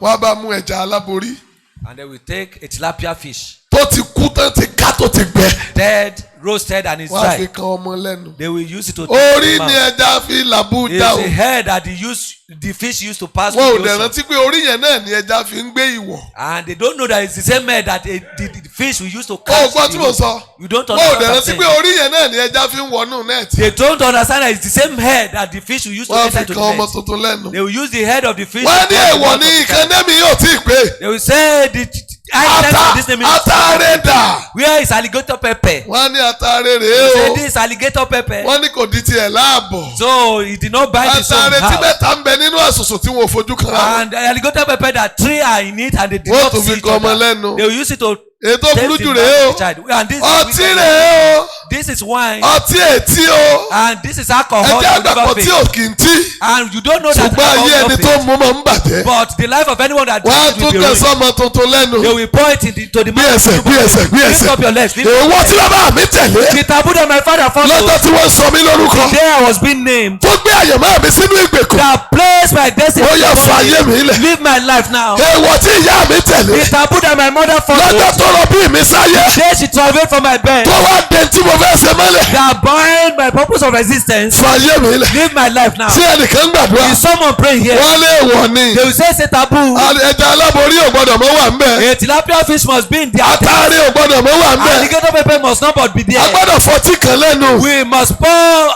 alcohol into kó our tó mouth porúkọ rẹ jáde. before we mention your òun name. á dàgbà tó dá yé ògbógun. So you are grown up and you. ó tún èyí wá jogun àfojúrí lọ. And this battle is beyond ó physical. lè mí ara ẹ nínú You àdúrà. cannot shake your body in àwọn prayer. èèwọ̀ tí bàbá mi tẹ̀lé. The taboo that my father followed nígbà tó ń sọ mí lórúkọ. when I was named. tó ti pàṣẹ bẹ́ẹ̀ dé tí mo wá sí I láyé. entered into my life. fàyè mi lẹ̀. Live my life. Jésù Olúwa wa. In Jesus' name we are praying. sọ ti rẹ̀ yín dáadáa. Are you tired? èèwọ̀ ti ilé bí mo ti lọ́kọ. Taboo of my in-laws household. Ní ìlú wa. In my Mi ò hometown. mọ̀ tìlú wa ni mo mọ̀. I only know of my Ẹ̀yin hometown. náà mọ̀ tìlú yín. You know of your Tí hometown. wọ́n bá gbéyàwó. When they get married to a Àwọn wife, ìyá àgbà ló máa ń bomi síyàwó it lẹ́sẹ̀. is the old mothers in the compound that pour water Wọ́n on the pa head of the àkùkọ wife. adìẹ kan. They will kill a cock. Wọ́n dá ẹ̀jẹ̀ ẹ̀sẹ́nu ọ̀nà. They will pour the Ìyàwó yóò fi ẹsẹ̀ ọ̀tún tẹ̀ mọ́lẹ̀. and a new bride will Yóò tó gbé ẹsẹ̀ òsì lé. and the left leg Wọ́n of wá the bu blood. omi sí And they lẹ́sẹ̀. will pour water. Bẹ́ẹ̀ on ni the wọ́n head. máa ṣàdúrà. So they will be praying. Ọkùnrin àbíró. You give birth to a Obìnrin male child. àbíyè. You give birth to a female Takọtabo. child. Male and female. Wọ́n bẹ̀rẹ̀ sí They gbàdúrà. will continue to pray. Ní ọ̀pọ̀ ìyàwó fi wọlé ọkọ tí ilé ọkọ dilé ogun. That is why many wives enter into the husband household and Ẹ̀yin obìnrin yìí dànà. where are the women here? Agbára ẹ̀wọ̀ tí mo tẹ̀ mọ́lẹ̀ wọlé ọkọ. The power of taboo that I step into my Tó husband lè sọ ilé ọkọ dilé wàhálà. that can turn my marriage to Ọyá battle. fọ ayé mi lẹ̀. Live my life now. Èèwọ̀ tí sọ pé ọmọbìnrin ilé wa ò ní gbélé ọkọ dalẹ̀. Taboo that say the female children of my generation Fi ayé mi lẹ̀ báyìí. live my life now. Mo lákẹ́ tẹ́ wá sóòrù I yìí. love the people in this region Orí ọmọ tẹ́ ẹ̀ ṣe. because you know what you are doing. Èèwọ̀ ilé bí mo ti lọ́kọ. The taboo of my husband household Tó lè ṣiṣẹ́ òdì lórí ọmọ tí mo that bí. can work negatively over my children. Lose your power now. Sọ agbára nù báyìí. Lose your power. Sọ agbára nù. Lose your power. Sọ agbára nù. Lose your power. Sọ agbára nù. Jésù Olúwa wa. In Jesus' name we have prayed. Ẹgbẹ́ ayọ́kan yìí. Pray one more. Èèwọ̀ tí mi ò mọ̀. Taboo which I knew nothing about.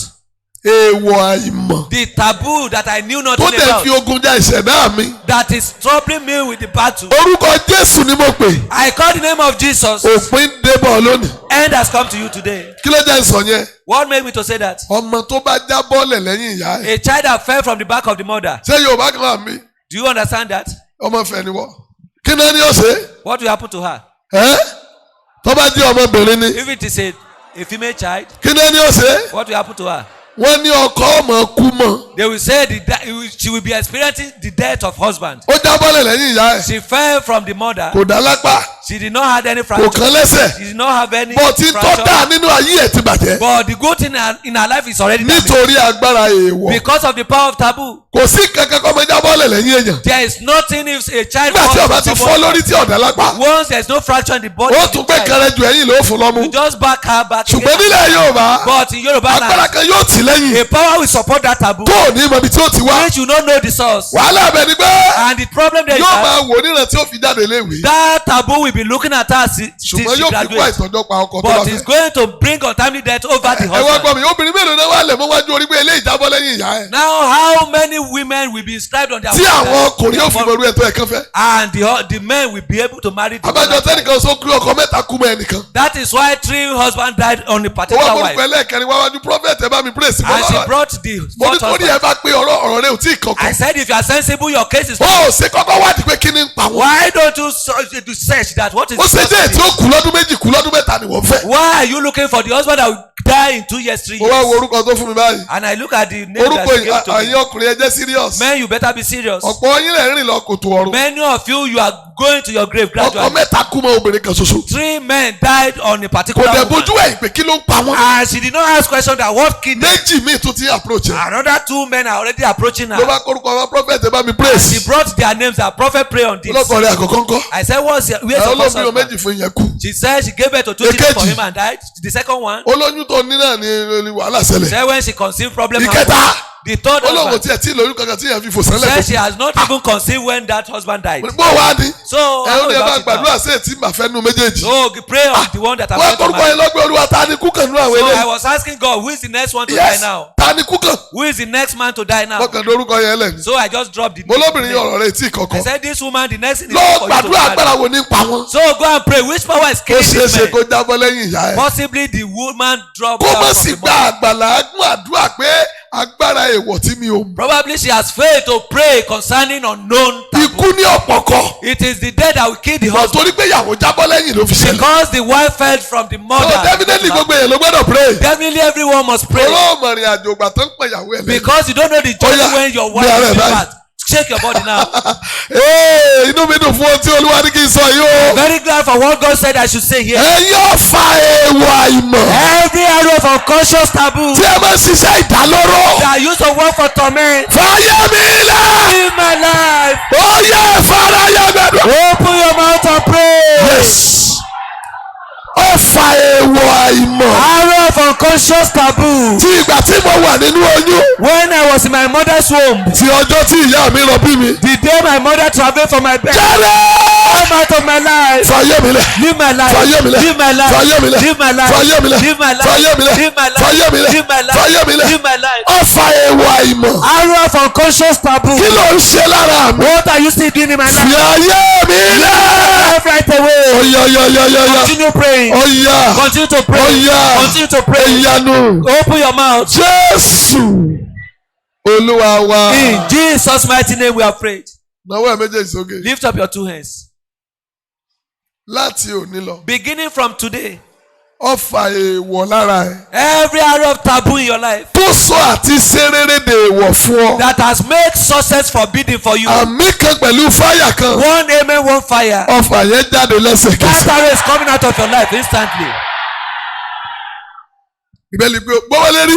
Place your two hands on your head. Ìbéèlì wípé obìnrin onísun ẹ̀jẹ̀. The Bible says the woman with the issue of blood Kò lọ tẹ́ḿpìlì. did not go into the temple. Ilé oníṣègùn ló ń lọ. She went to the house of physicians. Torí pé èèwọ̀ sọ wípé Because taboo said that obìnrin tó bá ní ìsun kò gbọdọ̀ wọ a tẹ́ḿpìlì. woman with the issue of blood must not enter into the temple. Nítorí àṣírí ogun rẹ̀ tú lónìí. Because the secret of your battle is exposed Èèwọ̀ today. tí mú kí wọ́n fi màrìwò sí aṣọ nínú ìlú tán ti bí ọ. The taboo that made people to cross themselves will confront where you are born. Èèwọ̀ tí mú kí wọ́n máa rán sọ funfun fún dídí ọjọ́ méje nínú ìlú The yìí. taboo that made them to dye themselves with white clothes for 7 days where you are born. Èèwọ̀ tí kì í jẹ́ wọ́n jẹun tó bá tí máa mú wọn jẹun àtẹ nígbà tán bá bímọ The tuntun. taboo that made them to eat a tasteless food whenever they put to bed in your house. Gbogbo ètà àti ẹ̀wà mọ̀ rárá. The one that we do not know about. Èyí tó lè dé ayé wa The mọ́lẹ̀. one that can put in our life to Agbára àjíǹde tú wálẹ̀. All resurrection delivers today in the name of Jesus.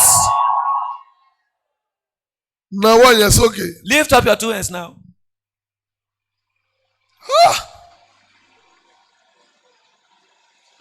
Agbára èèwọ̀ ilé yín. The power of taboo of your household Tó lòun ó mú ìṣẹ̀lẹ̀ ìbànújẹ́ tó ṣẹlẹ̀ sí bàbá rẹ̀ repeat lórí ẹ̀. that want to repeat evil occurrence that happened in the life of your father in your life. Ta ni ó ṣàmì bí àrá? Who will echo amen here? Iná tú agbára yẹn kábẹ́. Fire scatter the power in the name of Jesus.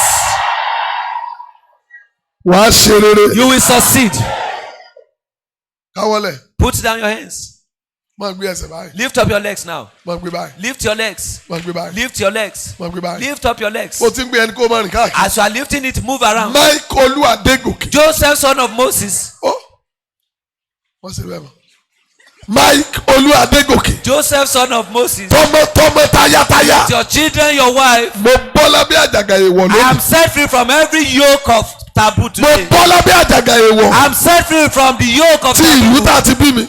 Of my hometown. Ti ilé bàbá mi. That of my father's Ti household. ilé ìyá mi. That of my mother's Ti household. inú ìran mi. That of my Mo generation. bọ́ lónìí. I am delivered today. Mo bọ́ I lónìí. am set free. Máa gbé ẹsẹ̀ Lift bẹ́ẹ̀. your legs. Claim your liberty. Jẹ́ gba òmìnira rẹ báyìí. Yes.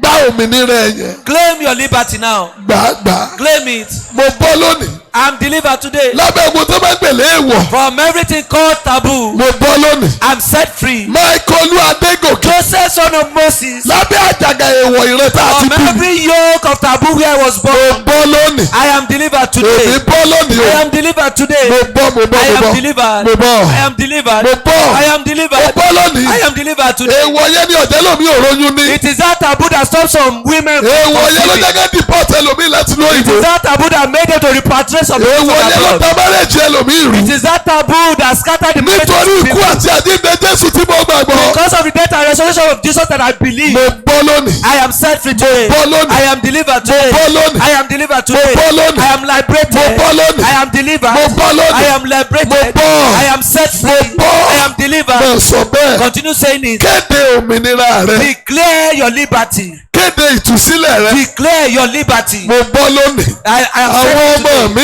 bọ́ My lónìí. children are set free today. Lábẹ́ agbára ìwọ ilé bàbá wọn. Every power of taboo of your father's Gbogbo household. ọmọ mi bọ́. All my children are set free. Lábẹ́ agbára ìwọ ilé ìyá From wọn. every power of taboo of Àwọn your ọmọ mi bọ́ my lónìí. children are set free. Iṣẹ́ mi bọ́. My work is set free. Mo bọ́ lónìí. I am set free. Bọ́ lónìí. I am liberated. Mo bọ́ lónìí. I am set free. Mo bọ́ lónìí. I am liberated. Mo sọ bẹ́ẹ̀. Continue saying it. Jésù Olúwa wa. In Jesus' name we have prayed. Ẹ̀nà ọwọ́ méjèèjì sókè. Lift up your two hands, everyone.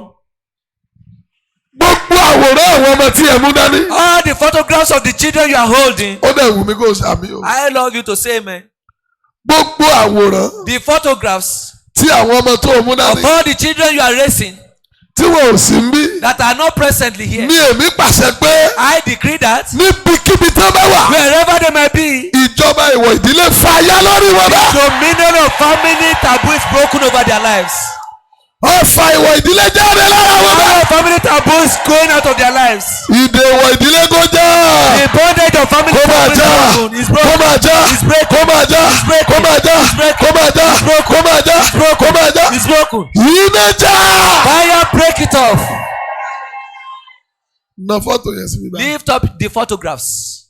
níbikíbi tí àwọn èèyàn wọ̀nyí wà. Wherever these people are, àti gbogbo ẹ̀yin tí ẹ so pọ̀ pẹ̀lú mi. and everyone that has connected with me. ó ti ń pé wákàtí méjì tí mo gba microphone. It's about 2 hours now that I took over this microphone. àti ìṣẹ́jú díẹ̀. And few minutes. gbogbo ẹ̀yin tí ẹ so pọ̀ pẹ̀lú mi all over the universe. Everyone connecting with me ní gbogbo orígun mẹ́rin àgbáyé. àti gbogbo ẹni tí yóò tún wo program tí yóò fi gbàdúrà. And everyone that will watch this program later and pray on it. nítorí ikú àti àjíǹde By the Jésù. virtue of the death and resurrection of Jesus. ẹni tó fi ẹ̀jẹ̀ rẹ̀ bá gbogbo èèwọ̀ jẹ́. He that abolished every taboo with his own bẹ́ẹ̀ blood. ti sàmì bí àrá. As I say amen with ẹ like di thunder. òmìnira láti òní lọ. You receive your deliverance in the name of Jesus. ogun tó ń jà nínú ayé rẹ. Every battle in your life tó jẹ́ pé èèwọ̀ ló ń ṣe àtìlẹ́yìn ẹ̀. that it is taboo that support it. ṣé àmì. Say amen. ogun náà ṣẹ́ lónìí. That battle is won today in the name of Jesus. gbogbo ibi tí ẹ ti ń bẹ nínú àwòrán ìbá wà. Olúwa tú wọn sílẹ̀. The Lord is delivering them in the name of Jesus. Olúwa tú wọn sílẹ̀. God is setting them free. wọ́n tó wà mí náà Olúwa tú ẹ You sílẹ̀. that is here, God set you free. gbogbo ẹ tó connect ní online Olúwa tú yín Everyone sílẹ̀. connecting with us online, God set you free. lórí Instagram Olúwa tú On yín sílẹ̀. Instagram, God is setting you free. lórí Facebook Olúwa On tú yín sílẹ̀. Facebook, the Lord set you free. lórí YouTube Olúwa tú On yín sílẹ̀. YouTube, the Lord set you free. lórí Mixer Olúwa tú yín The sílẹ̀. Lord set you free. lójúkorojú Olúwa tú yín sílẹ̀. Physically, the Lord set you free. ẹ di òmìnira. Be set free. wàá gbégbá ọpẹ́. You will come and celebrate. ọ̀rọ̀ rẹ̀ á yanjú. And your case will be settled. wàá yin Ọlọ́run. You will give thanks to God. láti òní lọ. Beginning from today, gbogbo nǹkan bá wá ń pè ní èèwọ̀ ilé. everything called family taboo tí ìwọ ò ní bá wọn ṣe that mọ́. you will never engage in doing it tó ò again. ní dá wọn lóhùn rẹ̀ And mọ́. you never respond in torí doing pé o it ti again. gbàtúsílẹ̀ lọ́wọ́ ẹ̀. Because you are delivered from it, kò ní lè fi ohun burúkú ṣe ẹ́. it will never harm you in the name of Jesus. bí àwọn ọmọ sílífàdì bá gba ilẹ̀. If the daughters of Zelophehad could take their land, èyí tó jẹ́ èèwọ̀ tí wọn kì í ṣe nílùú wọn. which was taboo in their hometown, tí nǹkan kan ò dẹ̀ ṣe wọ́n. and nothing happened to them tí even, wọ́n dẹ̀ lo lẹ̀yẹn tí lẹ̀yẹn ò dẹ̀ gbé wọn mì. and they used the land did not swallow them. gbogbo tó bá gbèlè ìwọlé yín. Everything called taboo in your tó household, ti di àwọn kan tẹ́lẹ̀ so tẹ́lẹ̀. that has brought some people in time sàmì bí past. àrá. Same like the striking of ìwọ di thunder. aṣẹ́gun lórí ẹ̀. You are a victor over it in the name of Jesus. bẹ́ẹ̀ ni Olúwa wí. So shall it be. ju ọwọ́ ẹ̀ méjèèjì tó bá dúró lójú pé o ti Wave bọ̀. your two hands if you are sure that you are delivered.